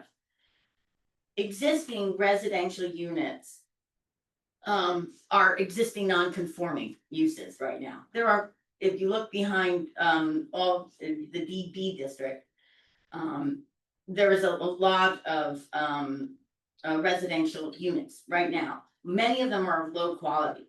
And I'm hoping that some of the property owners want to fix up these units and improve their properties. If they have nicer units, then their rate of investment goes up. Right now, if they are now conditional uses, it doesn't if they're right now they're conditional. If they are now considered, if they're now considered conditional uses, it doesn't trigger a rejected zoning official review when the property owner goes to renovate their property and improve it. In addition, one of the things the planning board does every year is they go through all the different variances that they issued throughout the year and sees if there's any patterns. And over the years, multiple variances have been issued allowing for rear first floor residential in the DB district, including 2 property owners who frankly openly oppose the Union Hotel, which is a bit self-serving, but they benefited from those same variances granted from the planning board for residential in the rear of their properties. When it comes to decreasing the rear yard setbacks, that's the other kind of the 2 things that are the biggies that I'm hearing from people in the downtown district, from a suburban 50 feet to a more appropriately scaled DB district of 20 feet. This still allows, this still only allows for the heights to be 40 feet tall, for the impervious coverage to stay the same, and no parking to be removed. I want to stress that. No parking is being removed. As a point of reference, the typical height of homes on like Broad or Grinnell are approximately 32 feet. These types of considerations and more have been discussed with our experts, the planning board, and with the public. And what the decreased setback does offer businesses perhaps is some increased options in the way they can maximize their property uses, perhaps eliminate a potential variance request, encourage property improvements while allowing for increased revenue opportunities and creative design options with an awkward shaped 300-year-old parcel, and bring existing parcels, more importantly, into compliance. These are barely minimum changes to the bulk standards. And because we are holding the height, the impervious coverage, and the parking, frankly, I don't necessarily know if any of these changes will be significant and probably pretty inconsequential. But I want to make sure that we're telling our property owners that we'll give you this small carrot and encourage property owners to take advantage of some of the federal opportunity zone tax incentives now. And if we don't see any movement on some of these properties, then we come behind with an enforcement stick. And I've really been encouraged the last year. I've gotten to know Dave Giuliani really well and really appreciate the work he does here. And he does come through with the stick. For example, you know, we did a resolution today for a property owner that we put a lien on for that sole purpose. So I do have a concern about one section that I found a typo in, but I will let anybody else speak on this matter, and then I'd like to make a motion. So the motion's already been made and seconded, so this is a discussion period. All right, well, how do you want me to do this I then? think it's, everyone should finish talking first. I'm sorry, Everyone everybody. should finish Yeah, talking, okay. because then Then I'll there's a desire to amend a motion later. I would like to mention one thing, a councilman, and he can speak for himself, but Councilman Arias's building is in the DB2 district, not the DB district. And I don't believe these, the proposals, especially the ones of major concern, would even affect. One of those in DD, is in DD2. Well, like I said, I think that one may be changed, So, anybody else got any other discussion? Yes, like, just comments. Once again, I listen to understand, not respond. So I do not have canned comments ready, but just a few things. I absolutely love the pop-ups. I love that. That's what we were doing last year, right? We want these different uses. You know what?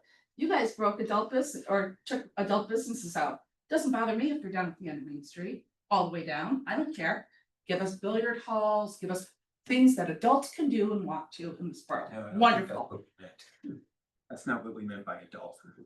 We meant adult, like. I don't care what movies people and do, Things like that. as long as it's behind a door. I literally don't care. I don't, yeah, let me Just make tell my me what we statement. meant. No, I knew exactly what I meant when I said that. Okay, yeah, I did. Enough. So I'm giving you guys a compliment. I actually really like that, and that's what we looked through last year when the planning board did this. I do have extreme concerns about the stress on our infrastructure, both our water and our sewer, and what we will be able to manage and control. We have hundreds of apartments coming online in the next few years. And this has been the work not just of members on this council. This goes back to Mayor Greiner, Mayor Driver, who some of you served with, most of you, well, some of you have served on the planning board for 10, 15, I know the last time we had someone here 20 years. But I'm not convinced that there was any thought about that. Of note, the planning board did not say that it was inconsistent. Planner Jim Kyle did. That's who said that it was substantially inconsistent. We took this professional planner's advice and what he said to us, and we read it and we understood it, and he sat in front of here, sat with us, and he explained to the planning board why. That decision was not just made in the dark by the planning. We made it with the advice and consent of not only our attorney, but a professional planner. Then finally, I heard in our last meeting, this meeting, that we got the master plan wrong. And so when I looked at the master plan and I went back to 2010, 2015, 2022, how many years and how many variations do we allow it to be gotten wrong? And what took so long after the planning board last year started looking at these variances and seeing, why does this continue to happen? Why is it so hard for a business to come in and open? And ultimately, I guess, I don't know what to think about our master plan. Seriously, does it suck? Maybe it does. Maybe it just sucks. I heard someone who'd been on the planning board for 20 years say at our last meeting, well, maybe we got it wrong. You know what? There's a lot of us who own homes for 10 to 15 years. And we don't have time for you to keep getting things wrong. We just don't. So my question for our chair of our planning board is, maybe we need to look at that. Maybe that needs to be something that we consider. The last master plan has people that are sitting on this council today as members of the planning board. So what changed in just the past 2 or 3 years? And why was it ignored 3 years ago? In terms of, just one more thing, business-friendly environment, and the concept that this is, some sort of fight between people who are homeowners, renters, business owners, and residents and homeowners. I don't think that, I think there's more hay being made of that than actually is happening. I think most of the people who lived here and invested in properties here as homeowners have been begging for years for something to do on Main Street. We've been begging. We look at Stengel, hey, let's recreate that. It's not, there seems to be this concept that if you're a renter, I don't know where it's coming from, where people think renters are hated. I rented for years in New Jersey. I never felt that way in the Somerville area, which at the time was going through the renaissance that Flemington was. So I think we need to stop making so much of a deal that homeowners and business owners are like at these odds. I'm not seeing. When I was walking around at the Harvest Festival, I had no fewer than 11 either couples or individuals come up to me and make what should have been an enjoyable afternoon a little bit rough. I was able to say with pride that I do not support all of the additional potential for housing. I just do not do that. I just can't do it. So I will be supporting the mayor's veto tonight. And I will caution you that some of the feedback I've gotten is who are the moneyed interests? And that drives me crazy because I'm a very moderate Democrat. And we all know what that means if you're on the left, I don't know who's here, I don't care. But when people start saying moneyed interests, they start talking about like establishment, whatever. I don't think we really have those moneyed interests, but I would suggest to this council that as you vote to override this and put this in place, I would really suggest that you get out in front of it with our constituents, our homeowners. Some of them are working class, and make sure that they understand like, hey, your intent was positive. It's positive intent. I truly believe it's positive intent. But I, as a council person, have anxiety when someone says something like that to me, because I know that that's not what's going on. So. And I support the council members. It's a great effort. There's just things that I just can't, I just don't. So, that's it. Anybody else? Well, I wasn't gonna say anything, but I am now, and I think Trent's gonna talk, but. So there's several things here. Do not mistake that we have not gone out and talked to the public. We have talked to the public. And as a matter of fact, we've knocked on doors and talked to the public. So it's not like we have not talked to citizens.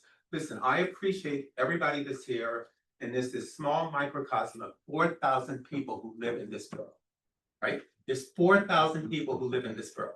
You're a small microcosm. I absolutely respect everything that you're saying. I respect your concerns. What I don't respect are the personal attacks that's going on and this infighting, because there is no fight as far as I'm concerned. There isn't. There is a disagreement in terms of how we see the world. When you say, and you mistake, he did not say that he got it wrong. What he said was there were things that we didn't think about when we were putting together the master plan. And that's to be understood. But also understand that the world has changed since the master plan is gone. The town has changed.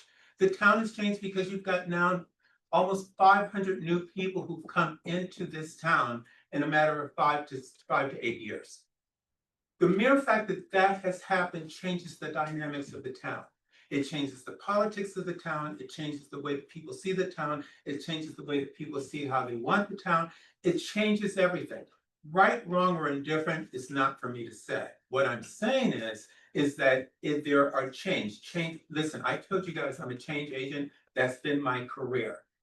This is nothing new about change. This is nothing new. All of this is to be expected. I think I said this when I was talking to reporter. I said, this is actually very normal, because then people start trying to jockey and figure out, how do I hang on to this? How do I do this? Or whatever the case may be. Listen, nothing is perfect. because we're not trying to be perfect in an imperfect world. However, that said, there are things that we did try to do, and we did extend an olive branch to the planning board. And it was like, okay, but we're gonna take our time doing this. No, there wasn't a take your time. We wanted some information. All we wanted was information. All we wanted was some information. Just give us something to gnaw on. That was it. It didn't have to be perfect, and it could have said, here, we're gonna give you this and not that. And I actually said that.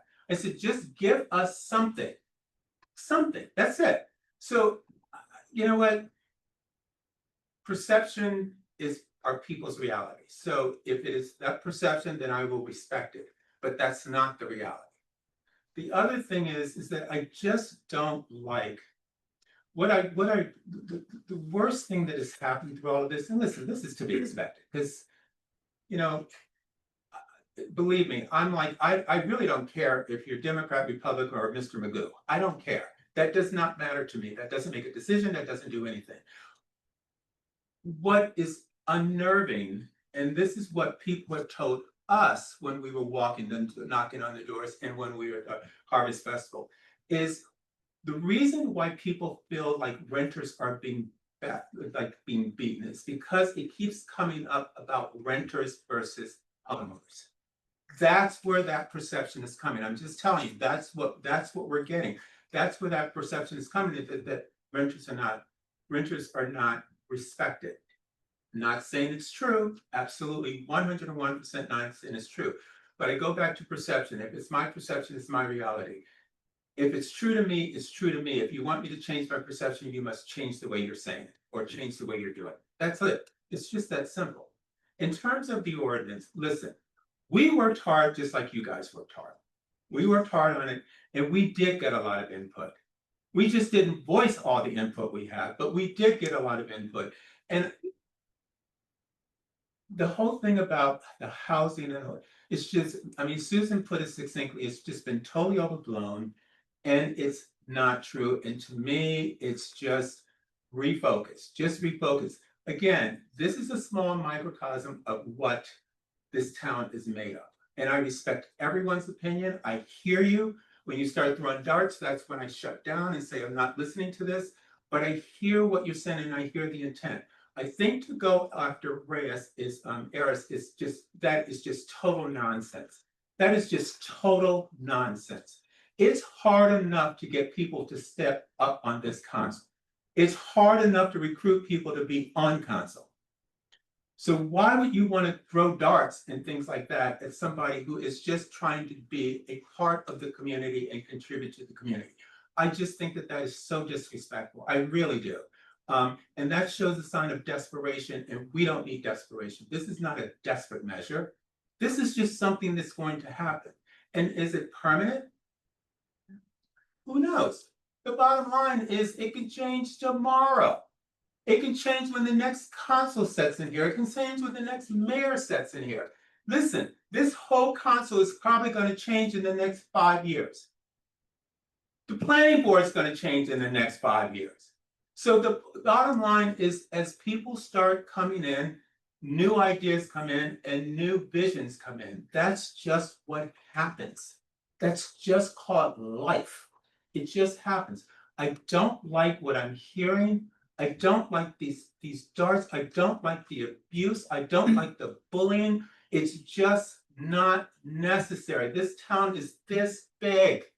You don't need to be nasty and abusive and stuff like that. It just doesn't make sense. At the end of the day, you pay taxes like I pay taxes. You pay a mortgage like I pay a mortgage. And we all belong here.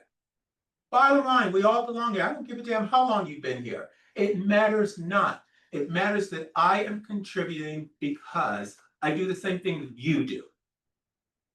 So this has got, I don't care where this goes. I don't care the abuse and the negativity and the attacking of people has got to stop. And if it doesn't stop, I'm going to call those people out by name, and I'm going to let everybody know that they're doing it. And believe me, I don't go on Facebook. I don't go on because social media to me is just. It is a bullying technique, it's for people who can't say, who cowardly go on instead of saying it in someone's face. So I just don't pay attention to it. I refuse to go on it. I don't think you're on it, from what I understand. I limit myself to newspapers because again, it tends to be biased. BBC, I will listen to. But this is what I mean. So all I want is when this is said and done, that everybody just relax. Just relax. It is what it's going to be. It is what it is. And then you know what? We pick it up and we figure out how to do it better. That's it. May I make one comment? Hostility will always be met with hostility. And even though you may not perceive hostility, there are people who have perceived hostility. And there's nothing wrong with meeting it back. All of us come from different backgrounds. I did not come from a background where you just, somebody perhaps on you and you just take. Was never taught that. Hold your head high, be who you are, stand up for yourself, always. So when people are met with hostility, and we as elected officials, when I met with hostility, I work for you guys, okay? I can't do anything with your hostility, right? But I actually welcome hostility from our constituents because I can hear so much in that anger that I've encountered. I hear so much in people's anxiety. Some of our older residents, their anxiety. So making sure that we're really listening to what people are saying and how they're saying it. You took that out of context. What I'm saying is hostility amongst here. On council? I'm talking about hostility among here. I'm talking about hostility among the planning board. I'm talking about hostility as That's not gonna leaders. change. It's not gonna change. It is what it is. That's Accept fine. it. That's fine. And calling people out will only get you caught out. That's fine. That's but- what's going to happen, Councilman Parker. Excuse me, stop yelling at me. I'm not yelling at you. But I'm perceiving that you are, so please stop. What I'm saying to you is that this is where we are and we can control this. That's what I'm saying. And you can take that any way you want. You can do da da da da da. I mean, hey, we all grew up in whatever, da da da. That's not the point. I just want, when this is said and done. It's When not this is going said, away. there is a, Remain. but then, so I will talk to everybody else except Adrian. All I'm asking is that all I'm asking is that we do a level set when this is all said and done. That's all I'm asking. Okay. Whether it's done or not. Any other discussion up here? Anybody else have a comment? Yes? Yeah, but I think Trent does. Oh, I'm sorry. You wanna talk? Yeah, just very briefly. I mean, I just want to echo Susan's comments. Yeah, I mean, this is explicitly listed as a recommended change in the master plan, number one, and number two, this, the change to the bulk standards. Do not change the parking requirements, do not change the impervious surface requirements, even if as it stands today, the lack of parking requirements is for retail only. So if you build a 4-story building maximizing the use of the site, you wouldn't be required to provide a single space of parking, whether that site was given a 20-foot setback, 50-foot setback, in a very roundabout way, allowing first floor retail or first floor residential or office almost ensures that more parking is required. And I didn't say it during my initial council comments, but I just need to note that somehow during the Harvest Fest, we managed to fit and park all of the people that visited Flemington that day. And I know that is not indicative of, the permanent demand that things like the hotel and other sites will bring. But somehow we managed to fit everybody there without issue, without any of the lots on Main Street or any of the street parking on Main Street. And that's it. Thank you. Anybody else have any comments? So I'm just gonna say them very quickly. So, hello, I got elected here to represent the residents. Well, I also got elected here to represent I believe the businesses here in Flemington as well, coming from business owner perspective as well. Hope you know that, I'm not here just for my own self-interest. To keep it short, me and my father know what it's like to open a business here, and how rough it is to do it. Been here for 24 years now, and all we've done is give back and invested in this town for the many years we've been here as well. and what, all that stuff that we had to go through to open a business. I hope that we can make it easier for the other businesses that want to come here and invest in this town as well. So that's just my point of view from it, and I hope that you guys don't think anything else than just think about myself or the business. Yeah, so thank you. Yeah, just, I'll keep it as brief as possible, but I just wanted to kind of talk about, I had been sharing with the council members, my feeling and publicly, I think it was clear, when I opted and suggested we table it, for just maybe look at it. And of course, that didn't happen, and so for me, it was always about the process. And I said, okay, the planning board came back and said, these are inconsistencies. And I said, okay, well, I mean, I spent a couple of years on planning board as a class 3 myself. So I got to understand that process very, very well. So then you flip into council mode, and that for me was a hang up. And I just didn't get it. And I didn't get a lot of the, we did talk about what these items were. But then, the mayor's veto came through. And, I want to thank Councilwoman Engelhardt for her. I mean, just has this technical understanding, and it's just, bar none. I don't think any of us up here, no offense, are as studied in this. And I say that because when I look through this, I mentioned her technical skills. I'm gonna be very simple, okay? I looked at the veto. I didn't read your letter first. I looked at the ordinance. I said, all right, what's up? So I went through page 1, 2, 3. I saw nothing touched by the veto pen. I said, all right. And these are all the things I really wanted and I agreed with, and I know were hashed out and worked through. Then I'm turning through page 4 through page 5, untouched by the pen. Finally get to page 6. I have a 12-page document, and I see things crossed out. There's the veto, right? Page 7, there's some veto, and then these are the things that have already been discussed, and won't rehash it. But I ask myself, is this a problem? Like, for this ordinance, I'm sorry, but I want the business stuff. I really want that. And that, the listing of all the, when we talk about the planning language, it's in there. All this stuff we talk about, uses and regulations and, what are permitted principal uses. And you get things like retail sales, retail services, artisan studios, health and fitness facilities, higher education and training, learning center, museums, apartments on the 2nd and upper floors, offices, medical offices, single-family detached homes existing as the adoption of this ordinance, and municipal uses. I say, well, that's all the stuff. I mean, this is it. And then I see on page 8, more crossed out, but less. Like, this is not, to me, when I looked at this document, I didn't see a heavy veto. I just didn't see it. What I saw were things that I had concerns about. And look, I don't have to 100% agree with the mayor, and I don't on some stuff. The previous mayor, same thing. But no harm, no foul as far as I'm concerned. But I did agree. I said, this makes sense. This makes absolute sense.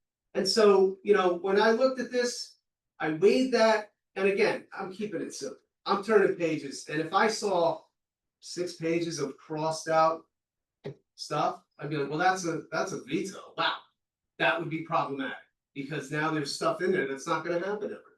But for the work that, my fellow council members did, for the work that the planning board has done, everybody in this process, I think it's important that we can satisfy everybody. We can satisfy everybody. We can satisfy the residents. We can satisfy the business owners. We can satisfy them. And that's really, at the end of the day, that's what this is about. You're going to walk away from the table. Hey, guess what? Feel like you did all right. Everybody's generally okay with it. That's my impression of it. So when I, veto is, it's a scary word, right? But to me, the heaviness wasn't there. So for me, I have absolutely no problem sustaining the veto, I think to get this out there, like, let's go. We gotta give these people the ability to kind of run with this, loosen things up for their businesses. We're gonna see some good stuff happen.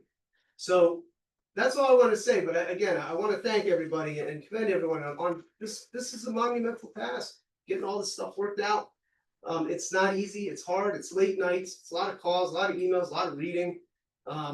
We know the work, but I commend everyone up here and I appreciate just every single perspective on this. And at the end of the day, it's not a heavy, it's not a heavy lift. I'm cool with it. That's it.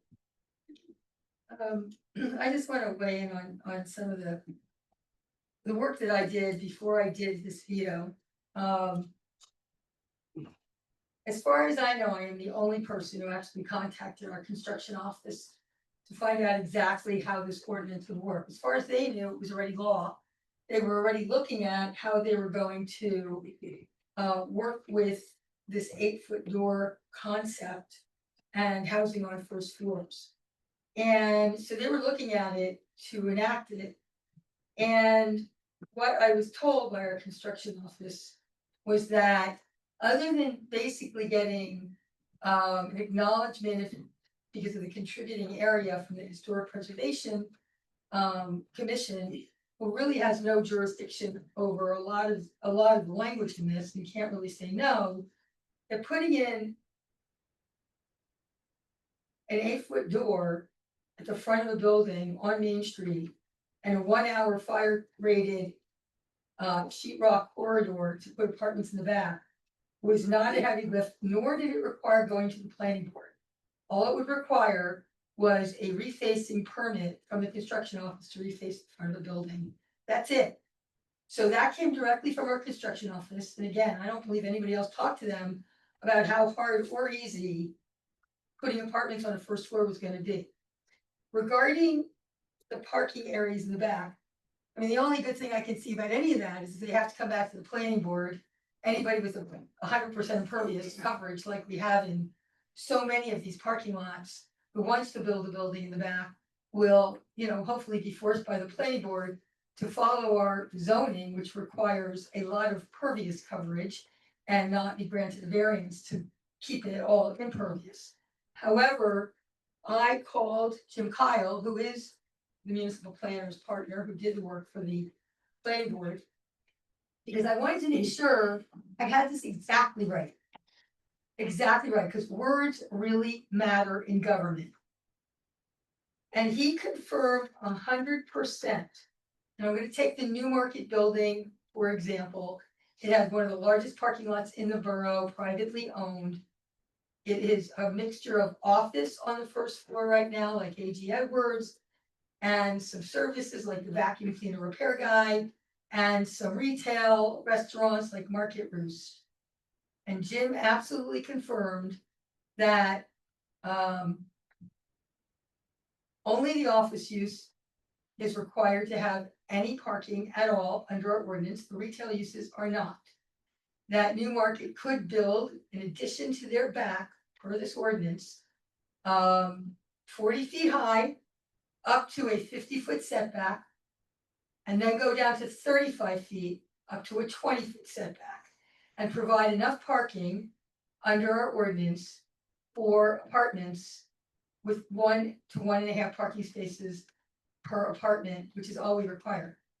That parking lot is big enough to sustain a very large building.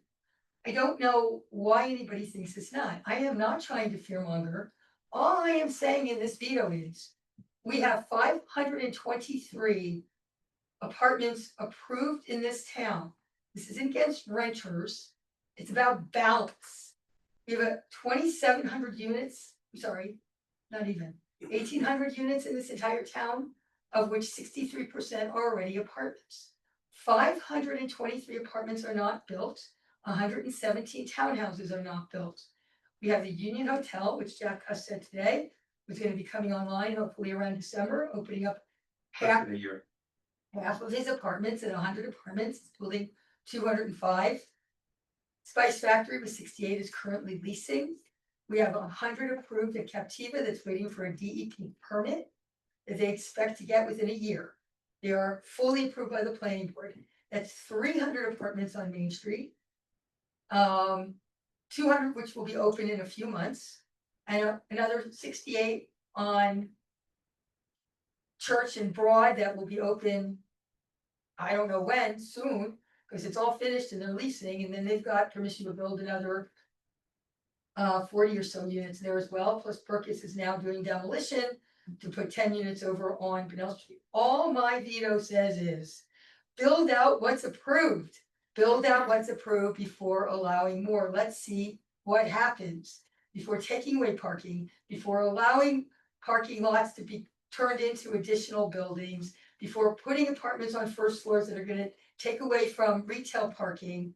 Just wait.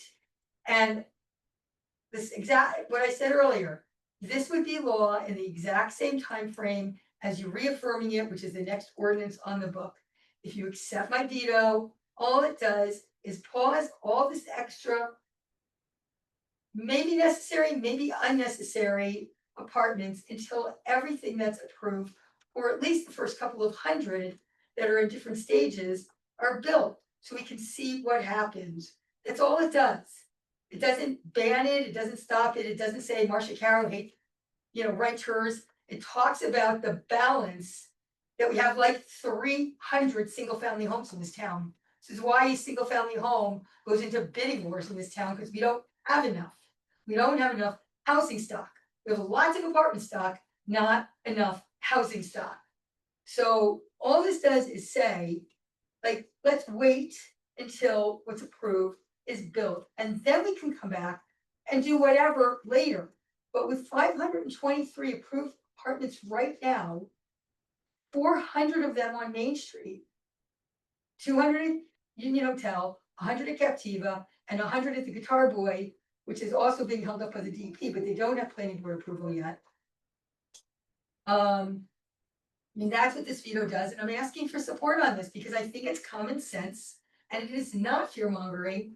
I mean, like I said, I was very, very careful to talk to the right people, to talk to Jim Kyle, who is the senior partner in the firm we use, and to talk to our construction office about this first floor and how easy it would be. And again, it doesn't require any planning board approval whatsoever for anybody to do interior work and put in apartments.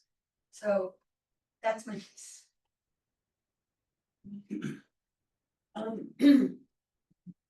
I just wanna make something clear. We used the planning board ordinance proposal from November 21st, 2024. And in that proposal, it specifically says, with the exception that it may include an entrance that does not exceed 8 feet width. That came from their language, not ours, and I will take exception. I definitely spoke to our code official, our fire official, and our code enforcement officer. Right in after me. Actually, it was probably before, because it was as we were developing this summer. So I definitely did speak to him.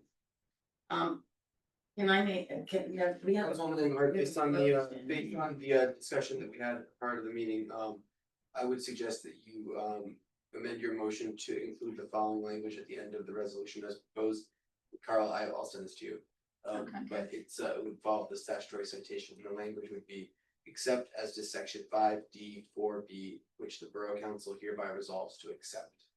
So you should amend your motion to include that language. So I amend and I'm recommending that the council vote to concur with the mayor's veto on section 5D4B and to override the veto on all other affected sections. It's a motion. That's a motion. There, you should ask for a second. I'm trying to understand which one these are. Can I have a second on that? Levital second. Section 5D4B is what we'll accept. Right, second. Wait, yeah, I know that, but where?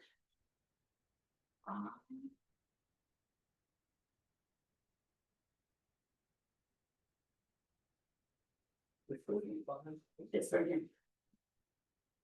Not this, that's 6. For the public, Susan, do you want to please tell them what that is? I can read it out. I can read out loud, would you like me to do that? Yes, please. If you have a funny room, page turn. Okay. No, hold on, let me get pencil going on the right page here. Yeah, it is. Dominic, it's right here, it's this paragraph. This paragraph. Right here. This motion will restore the following language. For lots located north of Capitol Street or south of William Street, first floor dwellings may face Main Street, provided the subject building exists as of the date of this ordinance, and no building addition shall occur along the street facing facade. Correct? It doesn't restore it, we're accepting her veto on it. Oh, sorry, pardon me. Yeah. Let's not Yes, get that yes, confused. that We're that accepting- language shall be excised. Yes, Right, yes, pardon. Right. We go back and forth, so yes, that language shall be excised, the rest of the language shall be restored. right, which I will note. So that- It would affect the DB two question that Councilman Arias was questioned on earlier. So that language. will be So this is only in DB in downtown, not in downtown too?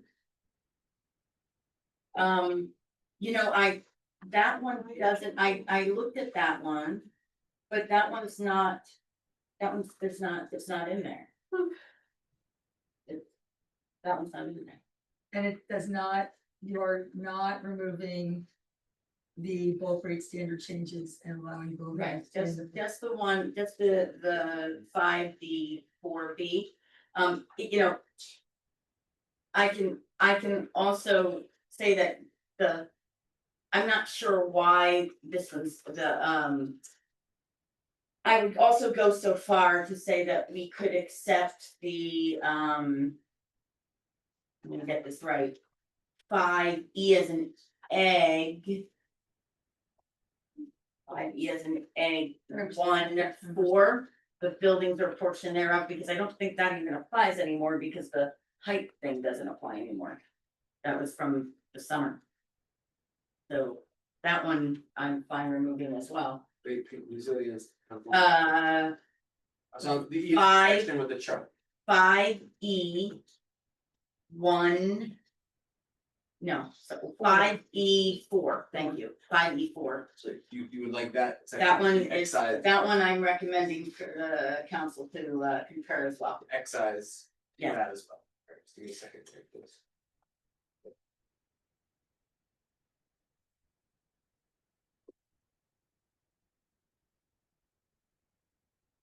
Five E four? 5E4. Great, so the language would then be. Except as to section 5D4B and section 5 Yes, and four. The council hereby resolves to accept, and that language would be excised to the balance of the language was removed. That is the motion. And to override the veto on all other affected sections. So what's left is. Dwelling located on the first floor portion of the first floor of the building in which the use is located is not. Face, hard to read with a slash through it, not face the public street with the exception. There may include an entrance and associated area that does not include equally, that's what's left in both. DB and DB two.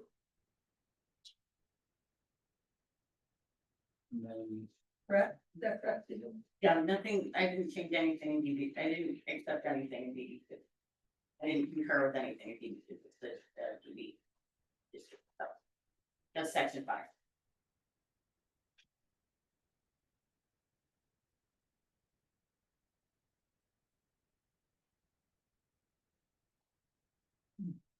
There was a second, is there a second to that too as well? Oh, I think, Frank, Right. they have a second.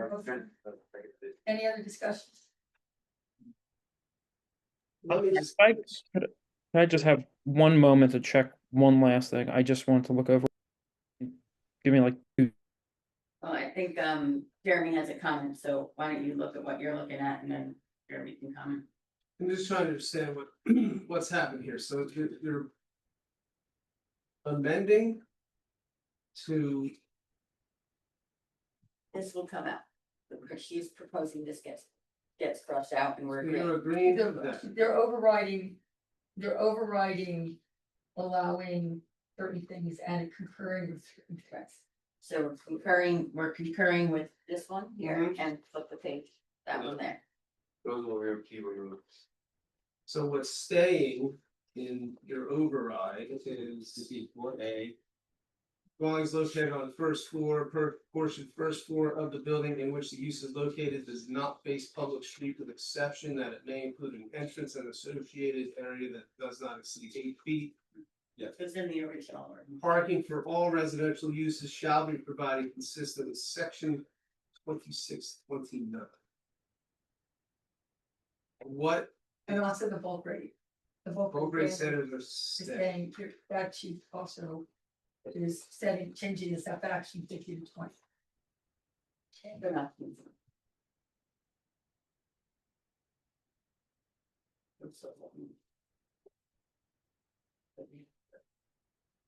Trent, you ready? I mean, my concern is that it's still taking away parking. And it's still allowing apartments. I mean, I still have concerns over this because it's still allowing a loss of parking in this town before we know what happens. I appreciate like you doing a little bit, but I appreciate. but I. My argument was that it's private parking now, and any changes that they propose, they have to get planning board and zoning, for adjustments approvals. Trent, did you have something? Yes, it's Trent ready? But never mind. I was confused on something, but I found it. I'm good. Thank you. You good? So the bulk there situation here, I was just trying to understand is, so. What I'm hearing is. People will have to go to the planning board, If they want to build an addition, yes. but would this open up even that necessity to go to the planning board? Like if this was stricken. Anything. Oh, no, they have to go to the Yeah. That, and that's the point, they have to go to the planning board. If they want to build, if They they always always have to go to the planning or a board. building, you're gonna have to. Maybe they don't have to do one or two My fear variants is that they they used to have. parking until, that's why, like the parking committee. Yes. That's okay, that's, No, this is yours. yes, that's why at the parking committee, I've been asking to this, for a draft ordinance for consideration. To allow these landlords who have an abundance of parking. To be allowed to rent them out privately to places or people that need the parking. Rather than tempt them with, some long-term destruction of a parking lot. And I'm not opposed to, that's another carrot, right? That's another way we can do a carrot. This is one way, that's another, I think Yeah, but that's a but little my wiggle way, room. but your way, Susan, I'm sorry, but it's basically irreversible, because when somebody builds a building. It's not coming down, and if you have a shortage of parking, then what? If You know, they propose something, they have to go to the zoning board, they have to go to the planning board, that's the way it's always been, I don't see it changing.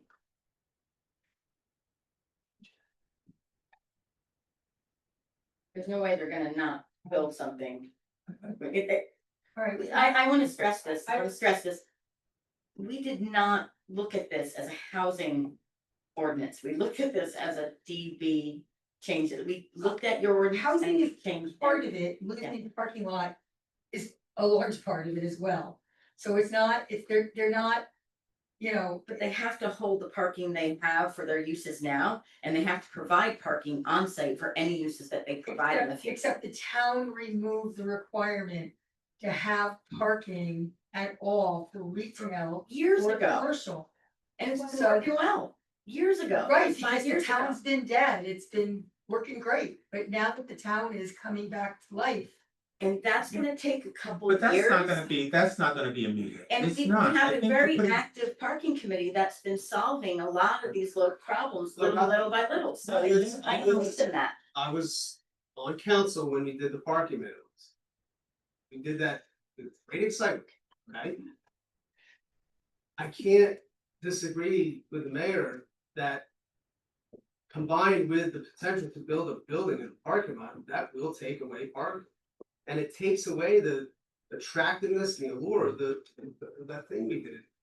With the parking minimums, I don't know that I agree with that, but here's the thing. The bottom line is that I think everybody it's like this chicken little thing. It's gonna happen, it's gonna happen, it's gonna happen tomorrow. It's not. No, it's Listen, gonna happen. that building, and I think everybody's putting the stock on Main Street into. It's going to take several years for anything to happen to see any type of real big impact. It is. If you go and talk to other towns and you talk about when they went through this process, they will tell you that it didn't happen overnight. It took several years and they adjusted as things were happening. I'm just like, I know I've like, told this just story tired before. of hearing. Here's what I need. My problem is that I get what you're saying about adjusting, but if somebody goes and they do build an addition or whatever, they take away parking, we're not getting it back. But I don't. And that's why I'm like, why can't we just wait until we see what happens after a couple of years when all these places open up? I've told this story before. My son's second birthday was at the Union Hotel. He's now 22. It closed that year, just a year or two later. I went into labor 4 hours after we approved the cut glass site. That boy is turning 17 in December. It takes a very, very, very long time to get projects from conception to the end result. And it's not any one person's fault. It's the marketplace changes, the economy changes, the developers come and go, the residents come and go, the elected officials come and go. It takes a very long time for even all of this housing that some of it is approved and some is not, gosh, I think Captiva was 10 years ago. It's a very long process. I don't even remember how long ago that was. With Captiva. It was but before that, Erica was there. We declared an area needed redevelopment with Erica, I believe, the Captiva site. It wasn't called Captiva at the time. So again, it's a very long process. All these things aren't going to happen all at the same time. So we need to put things in place so we can look to the future. I'm not going to be here when this stuff gets built. And most of the people we did get 2 young guys elected, so maybe they'll be here, but all those old people won't. I look at Liberty Village, George Malone walked in here in 2019 and he's constructing now. Yeah, right? For sale housing, not apartments. Spice Factory was only approved a few years ago. That was the second developer though on that. That was the second developer that on that. The first developer was years and years ago. Burgess was approved last year and they've done demolition and they're ready to start. Some go faster than others. I'm not saying it's all like that. Well, exactly. Some do go faster than others. And again, all I care about is why are we pushing this now instead of just waiting on this parking lot thing? Because once you build it, those spaces are gone forever. Look, I got a motion on the floor, right? That's somebody else. I have a question and it's very simple and I don't care who it is, give me one reason why this portion, this bulk rate standard, why is this good? What is the benefit?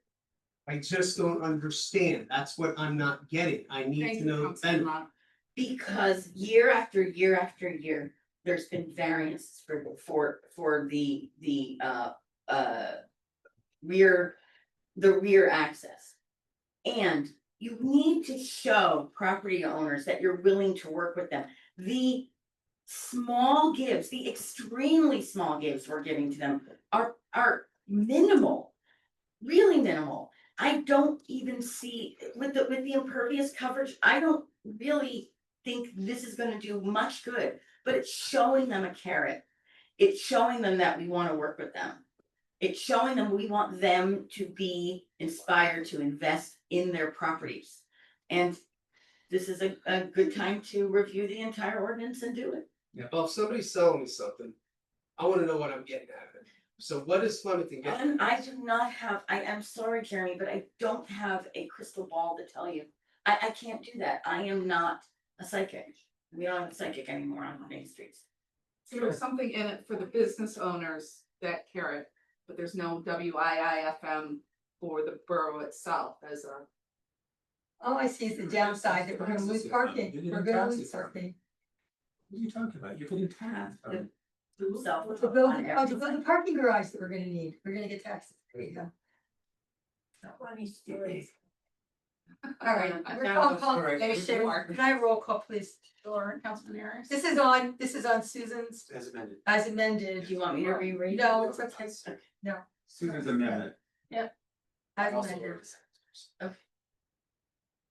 Oh, yes. Councilwoman Engler. I just wanna make sure I understand if I'm.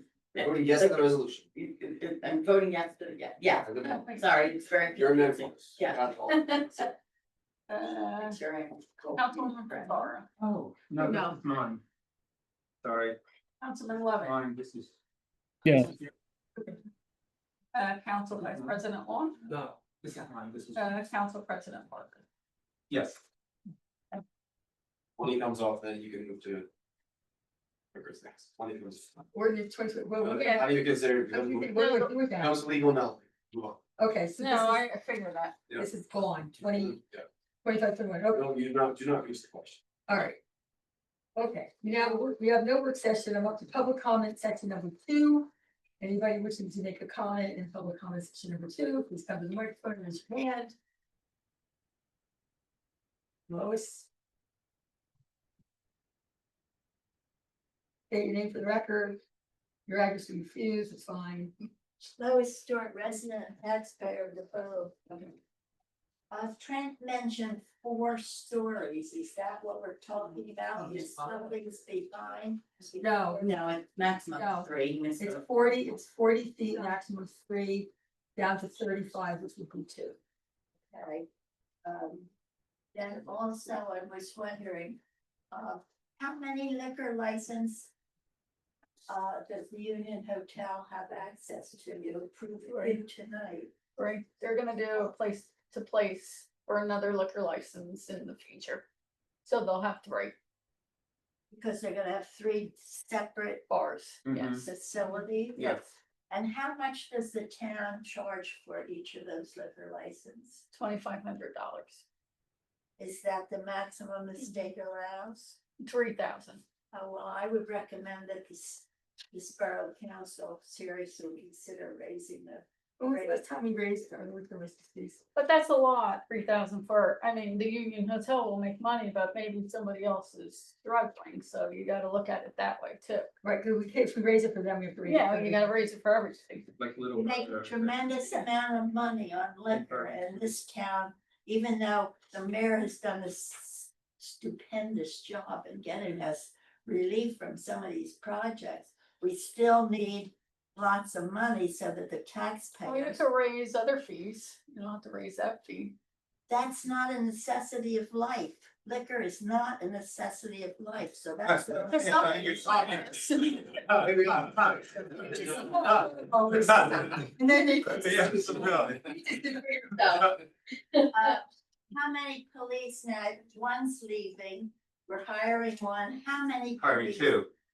How many police Where are we at are here? now You know, on the this is like payroll? It is. We lost We've one actually fight done, first, so we've we're actually back. hired 4 now. It's like 18. How many police on the payroll 17, of the 18. borough of Fleming? Bill? About 17, I'd have to get.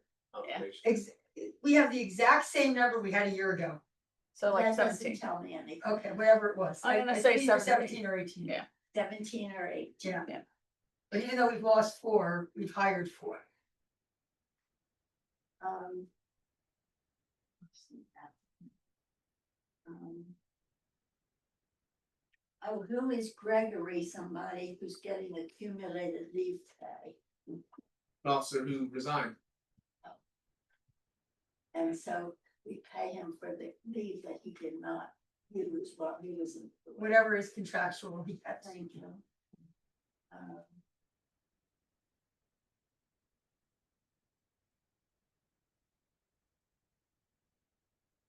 I was wondering how many, you talked about, how many people, Mr. Parker, that you went around the houses and knocked on doors. How many residents did you actually speak with? So when I was working with campaigning, So it was during when we were campaigning. So we did streets, so we did park. We did park, and then we did Summer Broad, we did park, we did, Well, just a round number of how many. I don't even know. I don't even know if I can give you a round number. Yeah. Well, I didn't hit your house. Pardon? I didn't come to your house. Nobody did. Yeah, but you came here. Yeah. First. Anybody else from the public, any comments? Seeing none, all right, for the payment of bills, authorizing payment of bills in the amount of $966,706.74. Can I have a motion, please? Mr. Kovaleski, is there a second? Second. Roll call, please. Councilman Yes. Councilman Bart, Yes. Councilman Pizzara. Yes, Councilman Lewis. Yes. Council Vice President Wong. Yes. and Council President Parker. Thank you. We have a very, I hope, brief executive session. Let's take a 5-minute break and get the room clear. Wait, do I have a motion? Can I have a motion to go into executive session? So moved. For a second. Pivotal second. Second. I'm gonna put you on mute for a minute. Yes, I'm